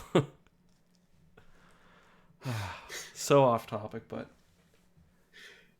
So, Thanos resigns his commission with the Empire, defects to the rebels, and basically helps Bakura run their defenses. And that's basically the end of the book. I don't think we missed any of the major points. They renamed the Ripe with Eggs, the Sibwara, which is kind of terrible. It like goes up there with like the Anakin Solo, or like the Star Destroyer being named the Anakin Solo, as like terrible names. This is the place. This is the ship that he suffered on for years, and that like his family were probably in Tecton, and now it's named. He was burnt badly on it, and now he's named after him. I don't know. It's just. And to everyone else, he was just the guy who helped them do it too. So it doesn't work on any level. Yeah, really. No, it's really it's terrible. Like everyone remembers Dev as like the one first saying "ripe with eggs," and it's a little depressing, I guess. Oh, there's another thing I want to bring up about that, where Gariel asks about getting treated by the Imperial medic, and was asking something about like, did he change sides or something? And Luke just says, yeah, he changed his mind. Nothing about like he was getting brainwashed or forced to do it against his will. It was he changed his mind. Yeah, which is just the least convincing argument you could. Oh, really? So yeah, because like what actually happened totally like it makes him innocent for everything that happened. He changed his mind. That's like he was willingly. It's doing basically this. The Vader defense. Yeah, when he's like got a legitimate thing, it's pretty crap. Well, when the rebels were trying all the Imperials for war crimes and everything, there was so many of them like, yeah, I did that, but I changed my mind. Then they got let out. Yeah, or like the Kip Durin defense. Oh, I was possessed by a Sith Lord when I blew up the Karita system and killed billions. That's a good one people too. spend the next 20 years not trusting him. even Yeah, though he literally had nothing. yeah. Well, he was susceptible to That's like dark side control, but still. Dala. Like, okay, so when Dala becomes chief of state, and this is like what 30 years later, 35 years later, when Dala becomes chief of state, she's real hard on Kip, basically for what he did at Krita. It's like, do you not remember you literally tried to bomb an academy with children and like were blowing things up and like genociding planets for a while there? Changed my mind. Yeah, changed my mind. Kip, on the other hand. I've been forgiven. Why are you forgiving me? This is your fault. Oh man. Um, what was so? I forget what point we were on before I drastically derailed the conversation. I don't think we were on a point at this point. Do you want to talk about history of like Luke's apprentices and like how Dev probably got off easy? Uh, I think we should save that for one of the Jedi Search or whatever, the Okay, Apprentice Truth. Because we can bring Dev back up at that point. I can't wait. We'll make sure we do. But I think that discussion probably fits a little bit better in that. Yeah. But Suffice to say, Luke has in Legends. Like, you think Luke was a bad teacher to Kylo Ren or Ben? Like, Luke makes some poor choices in Legends when he's trying to figure this stuff out. And to be fair, he's trying to figure it all out on his own. But yeah, what do you? yeah, I think him and Corin even have like a rundown of all of his students and whether or not it was a successful thing. But What do you think? we What do already you think? talked about the Luke ages. as Dev as Luke's student. What do you think? What do you think that looks like? I'm trying to think of who he's most like out of the students that actually stick around. Yeah, me too. Because Because he's got that dark past, right? Maybe like a he's got the dark Tahiri. past, but he's really. He reminds me a lot of Uh, Tahiri just because of like he was like. I think he's a bit happier than that. Like I he's agree. He's a lot more kind of a hopeful. positive guy, Yeah. where it even shows up when he's not like mind controlled to say positive things, but he's like, "Oh, this isn't so bad." Yeah, he's And kind of like a Kip actually. I know we just mentioned him, but yeah, I think Kip Duran kind of works, or even like younger Jason yeah, when he's still a happier person. yeah, because he is. You're right. He is Upsetting him over so everything. like happy-go-lucky, and he gets Yeah. just like all of his body burned terribly. Mhm. Um, But we don't know how powerful he is either. We know his mother was No. or some sort of force sensitive, but we don't know how powerful he was. But he wouldn't have had that much training, but he was still able to like consciously control the force to do the attachment Mhm. stuff. So yeah, it wouldn't have been he would have been at least yeah, better than Tion and yeah. Streen. Listen, Stream could predict weather. That's I don't. true. I don't think you realize how useful that is. Like, The Jedi meteorologist we all need. yeah, or like Corrin can't even move things. What a loser! And Corrin's that was always so weird because Corrin can't move things, and then his daughter Gisela can, but his son can't use telekinesis. Yeah, because I mean, Marek's family, like the Terex, didn't have Yeah. any force sensitivity in there. No. But yeah, but yeah, I think that's the major points for the book. Yeah. I guess we'll just talk a little bit about what we're going to be doing in like, I Do it- guess, the Yeah. rest of the stream, and then in future streams. Yeah. So what we're gonna do today, I want to talk a little bit about the audiobook. We'll do that later. What we're gonna be doing for every stream is we're going to be ranking. We're gonna do like a running list of where the book ranks. So obviously, right now, Truce at Bakura is the only book we've read, so it's both the best and the worst. But if we, 100 episodes in, we'll be talking.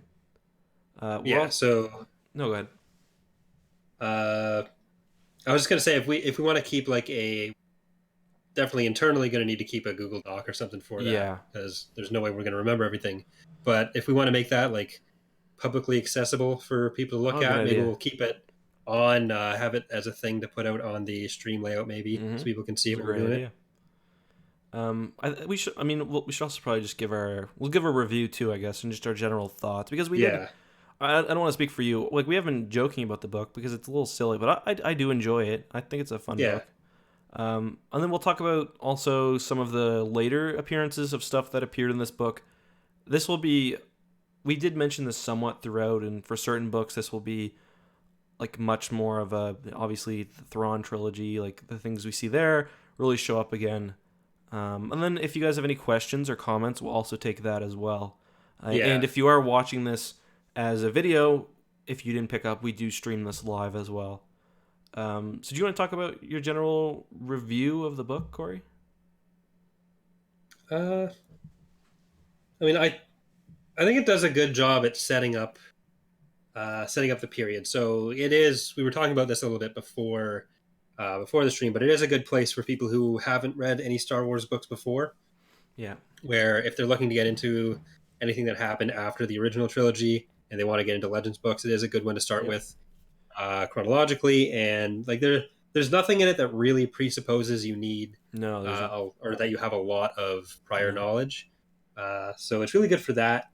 Uh, we've done our nitpicking throughout on like some of the Totally. stuff that we thought was off-putting, but there's nothing that's like super jarring. No, I So mean the there's nothing Bantam that era really is brings you all out of like it. this.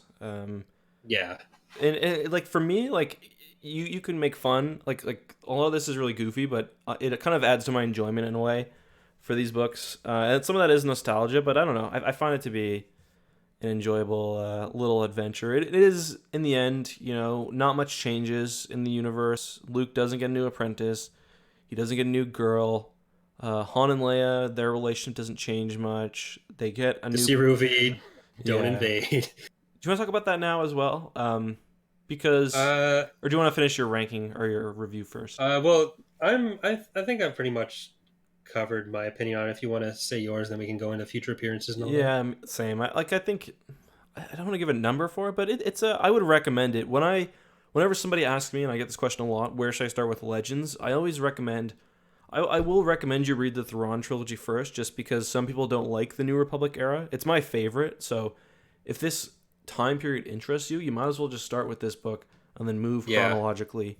And then after this is at least read the first four X-wing books, and then yeah. yeah, Like if you're looking to get into the broader expanded universe, then I think Truce of Bakura is a good place to start. If you're looking to just read a Star Wars book and you're probably going to stop with that, then I yeah, think Thrawn trilogy is probably definitely, edges it up for that. yeah, But I think they're both good for. yeah. Okay, so let's talk about later appearances. The Cyru, um, despite them being kind of built up as this big invasion force, they don't really appear much. In X-Wing, they talk about how if I forget, I think it's Wedge to Corrin, basically, if you mess this up, we'll have you doing Cyru cleanup duty, kind of suggesting that the New Republic has managed to, I guess once they get all their stuff together after and their fleet repaired, they are hunting down some Cyruvi outposts. And then until that, it's the Force Heretic 1 and 2 from the New Jedi Order. The Puek and the Cyru actually in Bakura actually play a fairly big role in that. Yeah, so that's about 20 years later because Yeah, it's 25, I 25 to think. Yeah. 29 ABY. Yeah. So I think Oh, it's yeah, probably it's about 22 towards the years end. later. Yeah. Yeah. And I think it's actually established somewhere. I forget where. So I might just be making this up, but I think it's the New Republic go on. They try to go on this offensive against the Siruvi, but when they get to Siruvi space, it's already been wiped out by the Empire of the Hand. Oh, right. So I think that's an Essential Guide to Warfare, maybe. yeah, Um, so that basically took care of them. yeah. And that I think that's a sensible, I think, conclusion or like a sensible explanation Yeah, because the Empire of the Hand basically anything that would threaten their existence, and they would have been kind of geared up around this point. So yeah, it's a good way to explain the fact that you already had those 20 years filled with all the galactic threats you could really yeah, fill it with, and then these guys never showed up again. So do you? I would like to summarize Force Heretic 1 and 2, but I can't really. I can't either. All I remember is I think Gariel Captison's daughter shows up, and isn't that when they're looking for Zonoma Seacot to go there? I don't think they're looking for Zonema Seacot yet, are they? I can't They might remember. be. But basically, the Pawek have tried to like overthrow, because the Pawek are the slave race, and at that point they've tried to overthrow their oppressors basically. But yeah, and then the Vahang are involved. And we'll get there when we get there. It's there's no point of giving you guys a half explanation. But Bakura generally also, they do appear in other material after they were established here. Like, of course, they're referenced in the X-Wing novels, which come chronologically. Like, it talks about how certain members of Rogue Squadron were part of the Bakura campaign, or fought against the Cyruvi. But the biggest way that they're brought in would be the Corellian trilogy, which is basically Han, Leia, and the kids have a bad trip to Corellia. Do you want to talk about that one, Corey? Yeah, basically the New Republic forces are all busy during the Corellian crisis center point. So they call up the B team, which are the Bakura team, and so Gariel shows up. She'd married Thanos, but Thanos was dead by that point. This is like 19 ABY. Yeah, or 16 maybe, or 19. Yeah. Around so then. yeah, about 15 years after Truce at Bakura, and Gariel's in command of those Bakuran forces, because is she prime minister at that point? She was prime minister, and then during re-election her husband gets sick, so she loses. Peter gets sick, so she loses, and now I guess she's like, Luke reaches out to her and he's basically like, yeah, I know this will really screw you over, but we need to borrow your ships. Yeah, so they go there. Akbar eventually shows up to the battle, but during the battle Gariel dies. Mm-hmm. Not all, but a lot of the Bakuran ships get exploded. Yeah, I forget now, but we'll get to those books as well, and we'll have a bunch of wonderful callbacks to this episode. So yeah, because basically, wasn't it like the New Republic stuff was pretty peaceful there? So I think they're like refitting their ships basically, which there's got to be one. Their entire fleet is there's got to be one out fleet. of commission. But yeah, so she dies. Peter dies as well before. You don't get anything else of him, and they do have a child, and we'll talk more about her. At least one, I think only one. Yeah, they just have the one that we know about, but. And what's the name of the Bakuran ship too? You made a funny joke about that earlier. Oh yeah, so the names for the Bakuran ship classes are the Watchkeeper class and the Namana class, but the Namana is the name of a fruit, so it'd basically be like if we had an apple class cruiser. It just sounds super lame. Or like they make wine out of it too, because remember he does like, so it's like, yeah, the grape cruiser is the grape cruiser. Grape 1 and Grape 2 just came out of hyperspace. They're gonna ferment us. Yeah. But yeah, so things really don't go that well for Bakura. I mean, they do join the New Republic, and I think things are pretty peaceful there. They have what sounds like free elections and stuff, but yeah. Well, you also you were talking about earlier before the stream how Bakura shows up in a lot too. Like there's a mission there in Jedi Academy, Mm-hmm. Where Isn't you're there blowing a super up the weapon facility. too yeah, so you go there with what's his name? Jaden. Yeah, Jaden Core. Mm. And then in Rogue Squadron 3, I think, right? One of them. Is it two or three? I think it might be two. Is it the super weapon you're blowing up at Bakura? I don't remember. But yeah, you go there multiple times, and it was in one of the old Clone Wars games and Empire at War, I think. So it's basically a planet that, and Legends was good about that. Something would get mentioned once, and it would kind of, even just planets would make its way, kind of, if you need to throw a planet name in there, it'd be one that existed. And it's even made its way back into new canon, though I don't think we know anything about it. Just it's been on a map, I believe.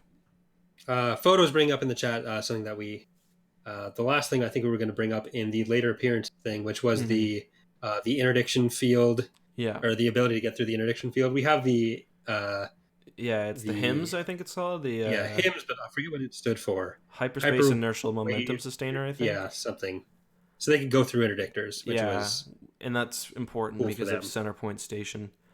But yeah, they also have. We didn't talk about either. There's a few weird technologies on Bakura. There's the seemingly advanced cloning. There's the inertial momentum sustainer, which can basically help you get through interdiction fields. Which is that's part of the reason why the Bakurans are involved. And then there's also the. Did we talk about the bubbles they make? The audio bubbles. Yeah, we talked about Okay. it with them getting arrested Okay. when Cool. Orn dies off screen. Oh yeah, that's right. So yeah, and that's basically mostly it. And yeah, so I guess the last two things here that we're planning are we'll open it up to any audience questions that there are right now. Mm-hmm. And then there's going to be a little bit of a discussion later about you wanted to talk about Marvel Star Wars Yeah, 108 and a yeah. bit of other legend stuff that's Yep. coming. If we have any questions, anyone have any questions or just general thoughts? If you read the book, whether it was now or because I know some people did, some people messaged me. Oh, I'll talk about the audiobook as well. Right, Um, yeah. And while you guys well, get you guys your are writing questions, questions, yeah. So I'll keep track. the Star Wars audiobooks are kind of a mixed bag. Uh, the early Bantam era books generally get really poor abridgments, and for those who don't know, an unabridged audiobook is literally just the words read by somebody, a narrator with usually music and sound effects in the back. Unabridged audiobooks abridged audiobooks make the book much shorter. So the Truce at Bakura is a 3 hour and 45 minute audiobook, which is really really short by audiobook standards. Something like I think Thrawn Book 1, for example, is 14 or 15 hours. So it's a pretty significant abridgment. They do have Anthony Heald, who did most of the Bantam era books. But it actually kind of works for Truce at Bakura because it actually, unlike, say, Star by Star, which cuts out the entire Battle of Coruscant, Truce at Bakura has mostly everything. So if you want to read this book and if you have a free Audible credit or you just drive a lot, then I would actually recommend this audiobook. If you want to get the whole picture, you do need to read it, but you get most of the major plot elements here.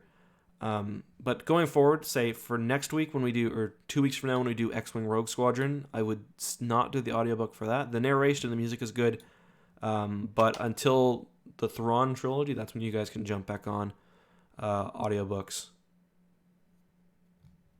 Yeah, audio cassettes. They're the same. They're all from the 90s. Certain books got better ones, like the Thrawn trilogy got a nice unabridged version with Mark Thompson, and some of the other ones did too. Like the New Jedi Order is all pretty rough.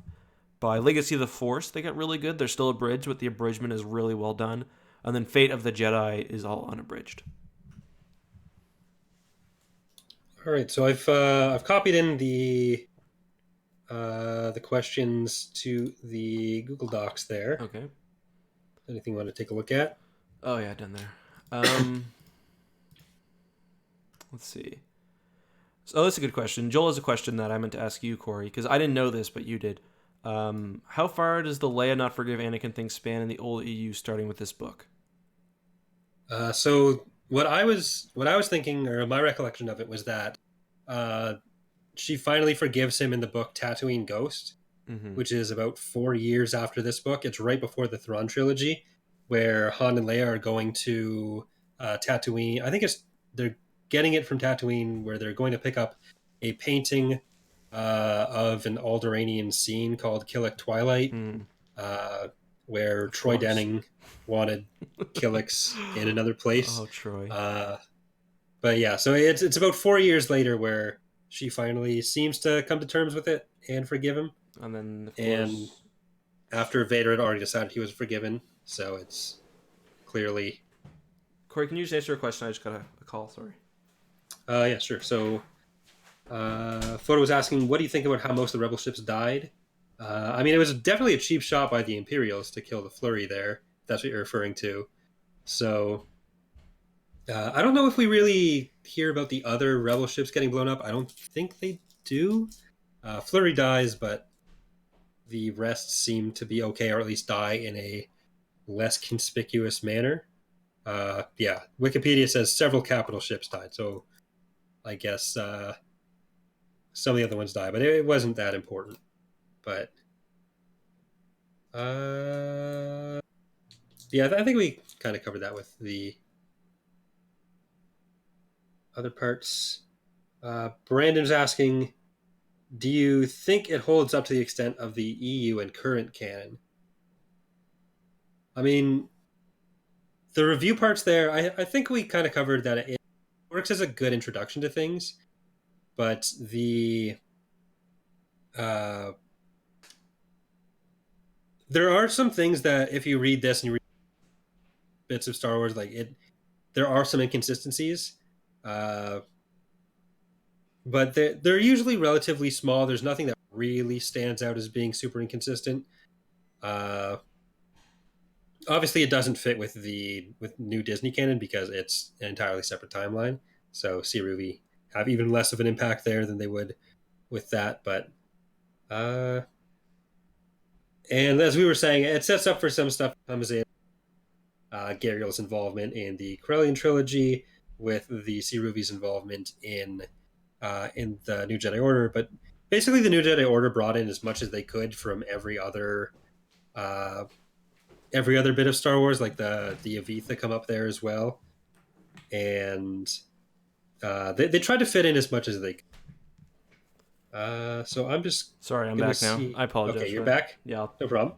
Yeah. So we're just talking, answering Brandon's question. Do you think it holds up with the extent of EU and current canon? So, do you want to add anything on that? It's like as enjoyable as a lot, but from a world building perspective and from like, a lot of the stuff that made a Star Wars EU book a Star Wars EU book was kind of it was kind of developed like bit by bit, so it reads much differently than a modern EU book. But yeah, it's still fun. You know what I mean?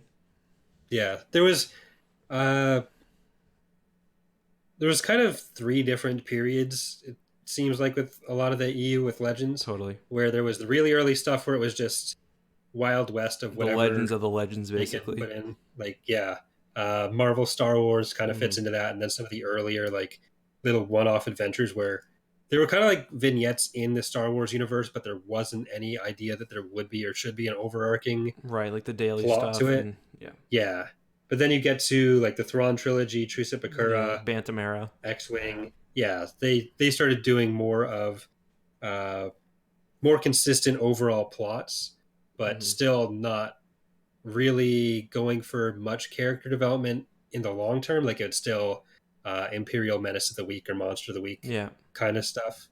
Then you get to an intentional change with New Jedi Order, yeah, where they wanted to unify stuff as much as they could and have it all working towards this one major threat. yeah, Uh, and so I think Truce at Bakura really shows itself. yeah. Like, it really fits into that second period of And stuff. I don't mean this in a bad way, but it's almost pulpy. Like, Yeah, Timothy Zahn, for example, has said how if it were up to him, he would never kill a main Star Wars character, including Chewbacca, including Mara Jade. Because to him, it is like, and basically at its heart, Star Wars EU and Star Wars movies are adventure series. Um, and there is yeah, so this, you're right, this definitely falls into a, a it's a product of its time. It is different than so like I'm trying to think that what major characters died in the Bantam era. We had a few rebels die. Does Crix Dean die? Doesn't he die in is Darksaber? Is that he Crix dies in Dean? Darksaber? Yeah. Yeah, But even Mon Mothma isn't killed outright. They're very they would introduce characters and kill them, but even like fan favorites like Corn Horn or whatever, they would leave them alone. So this does feel like yeah, a it was very rare for a character to be killed, and it was usually pretty light. It was much more similar to like what you'd see with like the Indiana Jones expanded universe, compared to like say the new EU, which definitely feels like it's just different. It's a lot more fun in a way, not in a yeah. negative or a positive way, but Yeah, the by the time NJO started, there was like a pretty clear agreement among a lot of the authors Mm-hmm. and Lucasfilms that nothing was really happening anymore. Mm-hmm. Like they told the same story a bunch of times, and Yeah. it was just how many ways can you have a different Imperial come in and do nothing? And the characters weren't really going anywhere anymore. So it was kind of their choices were to kind of tread water and just keep doing the same thing, and that would fall off, Yeah. or to go into something that had a bit more of a lasting impact and where the stakes got raised a bit. Totally. I just want to say someone said Darksaber is a cautionary tale against lying on your resume. The sleep. That's funny. But and you know, I think they are right, and that is kind of why, like, you see with like the Legacy era, like Fate of the Jedi and Legacy of the Force, the characters are a bit too old, and it feels like they've done a little bit too much, and that is kind of because the EU spent a lot of time like meandering around, you know, with like doing stuff like, you know, I'm trying to think of like a good example of something that took a really long, like even just, you know, you add in, it's not only the fact that you have these stories, but the fact that you have to have time between these stories, between these conflicts.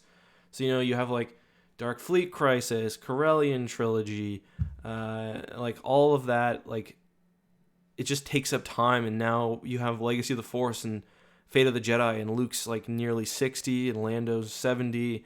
Han is super old. And, but yeah, so you're right. By the time they did start trying to do stuff, you know, there'd been a lot of kind of Corellian Yeah, trilogies. by 45 ABY, you have Luke, Lando, Leia, Han. They're all still Wedge. They're all still alive, Yeah. and they were afraid to kill them off because they were the movie characters. Chewbacca was the only one of the really major movie characters Yeah. that died because like Akbar became an important EU character, Mm-hmm. but in But the he wasn't. movies Yeah, he was not. he was very small part in the movie Yeah. that only really became popular as a meme. Yeah. Uh, so he died, but then you have for the next generation of that family, you have Anakin, Jason, Jaina, and Ben, and by the end of the EU books, they'd killed off Anakin and Jason already. Mm-hmm. So that's half of the characters gone. It is still a bit weird too because like Jaina's what 30 by Legacy of the Force and Fate of the Jedi, and they talked it like when Luke and Leia, or sorry, when Han and Leia talk to her, it's like she's still a teenager. Um, Yeah, and yeah, it's just I don't know. Like I love it for what it is, but and I love books like this, but there is kind of a real tonal shift, and there's not much like the Truce at Bakura coming out in the new EU, and I don't think there ever will be.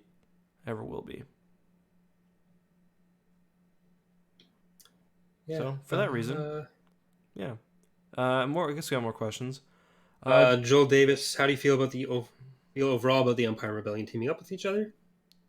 It's almost like it's not the Empire teaming up. It's like Imperials on this planet. Like there's no. Yeah, It doesn't feel like the Empire, although they do have this big ass Stormtrooper Legion and stuff. Um, yeah, it's like this planet doing whatever it needs to do with the Alliance, and for that, I think it's pretty cool. It's interesting. It's an interesting take on like Backwaters Empire, what it was like. yeah. It was a kind of a case study for how a planet would join the rebellion. Mm-hmm. Like you have the Imperial officer that defects and kind of shows what he does or doesn't like about the Empire, where he's Yeah. totally out on the system, but pragmatically it just made no sense to try to support it anymore, Yeah. and for his own personal reasons. Then you have the locals kind of rising up against it. You have a governor who was trying to crack down on it, Mm-hmm. and so it wasn't really them working together. It was probably something that was happening in a lot of places in the galaxy at any Yeah. time. And I do like one thing that I like is even when they are working together and like in good faith, there's even still moments where they jostle up against each other. Like one thing we didn't mention was the computer system that the Flurry has. It's like the TAC computer, the tactical computer. And at one Mm-hmm. point, they're doing like a battle simulation. I don't remember if it's on that tactical computer or another one. And Han is like, well, the reason why you have the battle being projected like this is because you've put all the X-wings in the deadliest positions. So like the Empire is still having their like inherent biases. And then he's like, well, when you actually mix X-wings and TIE fighters together, like when you use our fighters' strengths and weaknesses, then, you know, I thought that was pretty cool. Like anytime you have, you know, X-wings and TIE fighters flying together. It's pretty cool, in my opinion. Mm-hmm. And my favorite line from the book, if I can find it. Oh, please. But I know exactly the one.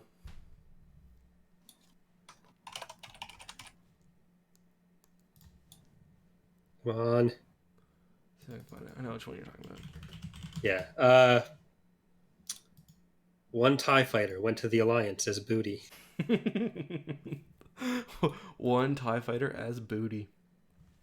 Beautiful. That's really screw the Shrewer. Yeah. No one ever hears about that again. I know. But or even the Defiance or whatever.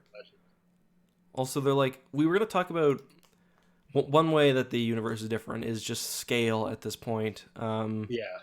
Like, the one Carrack is, even though the Alliance doesn't keep it in the end, it's like the anchor of the current defense fleet, I think anyway.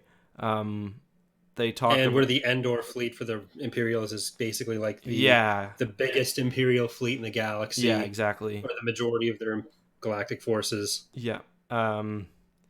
Yeah, so it's Star Wars authors hadn't figured out a sense of scale, and they still do have that issue.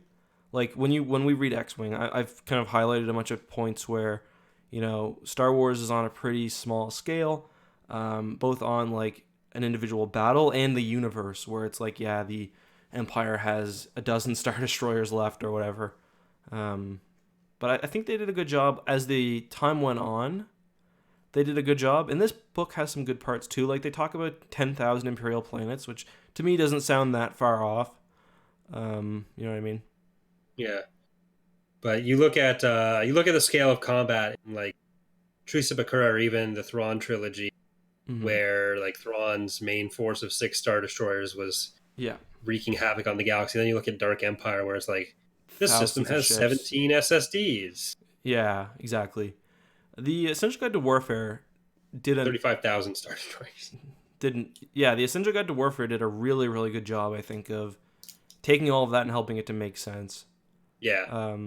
Even everything from like how the Alliance, because the number 29,000 Star Destroyers. Why not throw more in Endor? Well, the Essential Guide to Warfare gives you explanations, and it really helps you understand how the Empire fractured so quickly when they've got so many ships.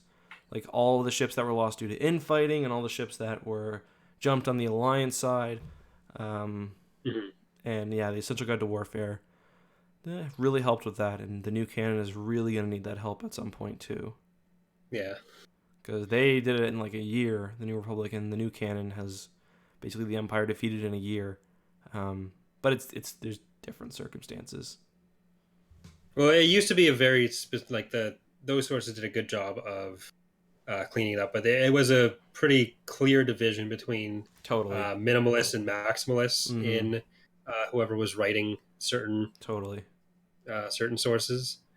Yeah, but, when you read Thrawn, you see Thrawn as the Empire. Like you don't realize all these warlords are running around and stuff. So, and then you read, like the Thrawn duology, for example, outright states that like Pelion even says specifically the Empire had 25,000 Star Destroyers. So that is kind of a study of how Zahn kind of adapted to. Yeah. Yeah. And Black Fleet Crisis, when they're talking about all the new class ships, like the Nebula class Star Destroyer, I think they explicitly mentioned that there were less than 10 made. Yeah. Some very small number. And they're making one a year, basically, I think they say. Yeah, so it doesn't quite add up. Same with it's the same with the MC-90. They say it took or in I think in Jedi Academy they go to when they go to Mon Cal, they're like, yeah, we're getting a Mon Cal cruiser out every 6 months or something. It's like, that is not enough. You are going to need way more. Yeah. Okay, so do you want to do George's question too? He asked about special guests. Yeah, so that's I think the last one for Truce Bakura we have here, but okay. I have a question about the future live streams. Do you guys plan on having special guests on to discuss the books with you, or is it a 2-man show? So we haven't decided fully. I think we probably want to do a few shows alone so we can work on our back and forth and kind of get the. I'm actually really happy with how this episode was structured and how we did it, but eventually I think we'd like to have some guests on, right? Yeah, we there's a bunch of other lore YouTubers out there, even Yeah.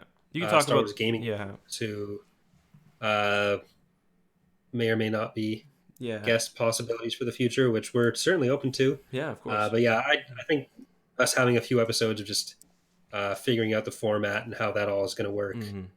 is probably how we'll do it. And then if there's anyone that wants to be on, and Yeah. we'll figure that out as we go. Yeah, I think it'd be interesting where Corey and I are so kind of into this and we've read like so much and are kind of just really familiar with it. I'm interested to see somebody who like knows like Captain Shack mentioned that he might be interested and we already talked about this on a live stream or I wouldn't bring it up. But like he is familiar with most of Legend, but he hasn't read a lot of the books, and he said that as much when we did an Empire War stream. And he said that he would be really interested in doing something like this, and I think it'd be cool to have a perspective of someone who like knows a lot of the lore but might not have read a book for a while or read one of the older books, like someone who's never read, Jedi Academy trilogy or something. What do you Yeah. think?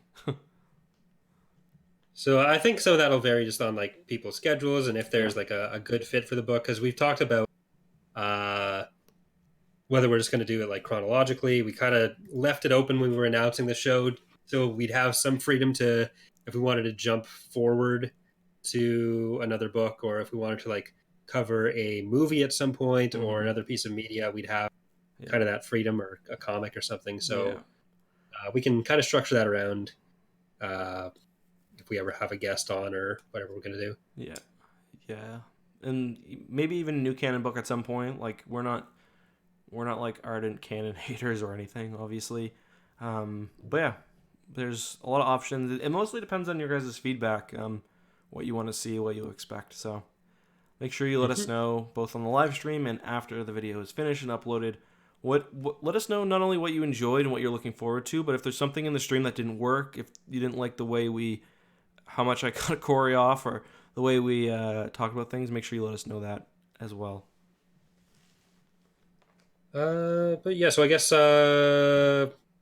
just when is the next episode? So I guess we'll just go back over that Yeah. now, and that'll mostly be it. So Yep. the next episode is going to be on June 13th at 7 p.m. EST once again. Mm-hmm. We are going to be alternating between Eckhart's channel here and my channel. Mm-hmm. So the June 13th episode is going to be streamed on my channel, Corey's Datapad. The episode after that will be back here on Eckhart's Ladder, and then back and forth like that. The video on demand version is going to be available basically the day after on the opposite channel as well. So it'll stay up on Eckhart's channel, but tomorrow morning it'll be up on mine as well. Yeah. It may be like a day delayed or something after that. Yeah, and we're just gonna I'm not gonna take this down. I'm sure you won't either. Like, so once this stream is done, you should be able to go back and watch it. I don't know. YouTube might need to process it, but yeah. Yeah, so it'll still be up here. So don't worry if you want to watch. If you missed something, you want to go back. It'll still be there. If you want to watch it on my channel, it'll still be there. And yeah, so Let me just mention 108 first before we end. right, yes. So for those who don't know, there's not obviously Star Wars Legends was, I guess, decanonized, as you could call it. What was it? 14? 2014? 2012, 2014? No, Yeah. 2014. I think it was bought. Disney was bought Lucasfilm in 2012, but I think it was 2014 that it was decanonized. But yeah, I think you're right. So there's not much Star Wars Legends content being made anymore. Of course, the Old Republic is doing some consistent updates, but yesterday, a brand new Star Wars Legends comic came out, Star Wars 108. It's a continuation of the old Marvel comics from back in the day, which if you guys have watched my channel, you would know I'm a pretty big fan of. And I read it when it came out. I read it yesterday, and it's really phenomenal. I'm going to give a couple away on Twitter. But I would really recommend you guys to go to your local comic book store, ask them for a copy of Marvel Star Wars 108, even if you're not a Marvel Comics fan, even if you're not a huge comic fan generally, just do it. Support Star Wars Legends, because, if they see lots of people buying new stuff, you never know, right? Especially once once the trilogy is done, there's going to be a lot more freedom for what they can do. Either way, we all love Legends if you're watching this podcast or listening to this podcast. So just consider buying it, and yeah. Anything you're excited about in your channel or your personal life coming up, Ori, that you'd like to plug before the stream ends?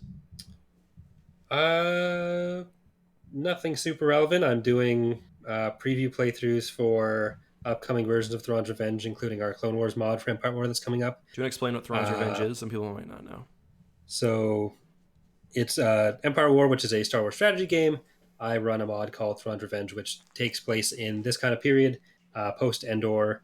We also have the Clone Wars version, and I'm mostly bringing it up because we fixed a bug recently that fixed some stability issues.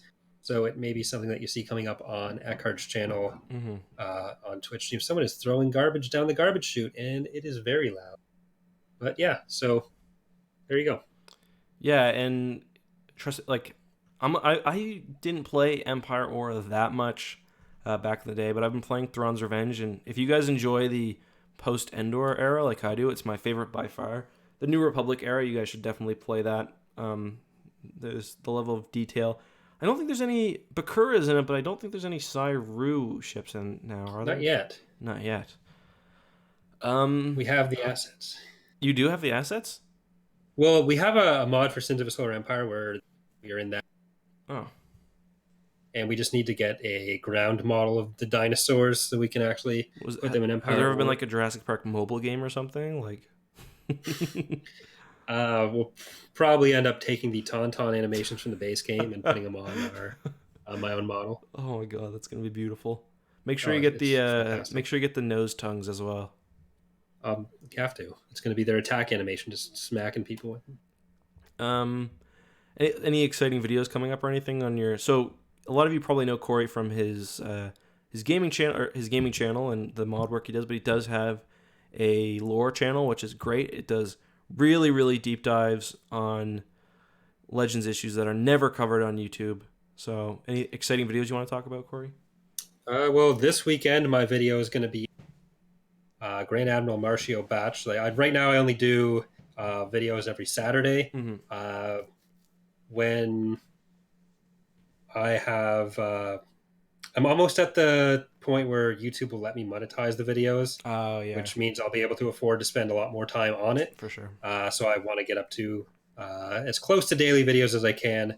So I'm going to be putting out a lot more with that. Great. But that's all I got. Anything you want to... Not really. I will be in LA from June 5th to June 10th. There will be some other Star Wars YouTubers there. I'm not sure what our plan is, but I assume there will be some sort of meetup. So if you guys are in the area and you want to come say hi, just keep an eye open on Twitter. I've put my links in the description, and Corey's link should be down there too. I don't have Corey's Twitter. Someone just post it in the chat. But regardless, yeah, I don't have any fun videos or anything coming up. Just keep an eye open on the channel as always. Just a reminder though, guys, next video or next discussion will be on the first book of the X-Wing series, Rogue Squadron. Again, I want to highly recommend, if you guys are going to check this out, do it as a book, not as an audiobook. When we feel good about promoting audiobooks, like when we get to Thrawn or whatever, we will. For now, read it on paper. Go to your local bookstore. They're so cheap. You can also read them I read them on Kindle. They're also available on the Google Play bookstore, yeah. and they're a little bit cheaper there too. Yeah, but these books are everywhere. Like your library, guarantee your library, if you have one, has these books. They were everywhere back in the day. And I think that's all for me. Corey, you want to end off with anything? All right, guys, thank you for tuning in to the first episode of Tapcaf Transmissions. I am Justin, and this has been my friend Corey. Thank you guys for tuning in. We'll see you not next Thursday, but the Thursday after that. As always, be safe and may the Force be with you. Thanks, guys. See you next time.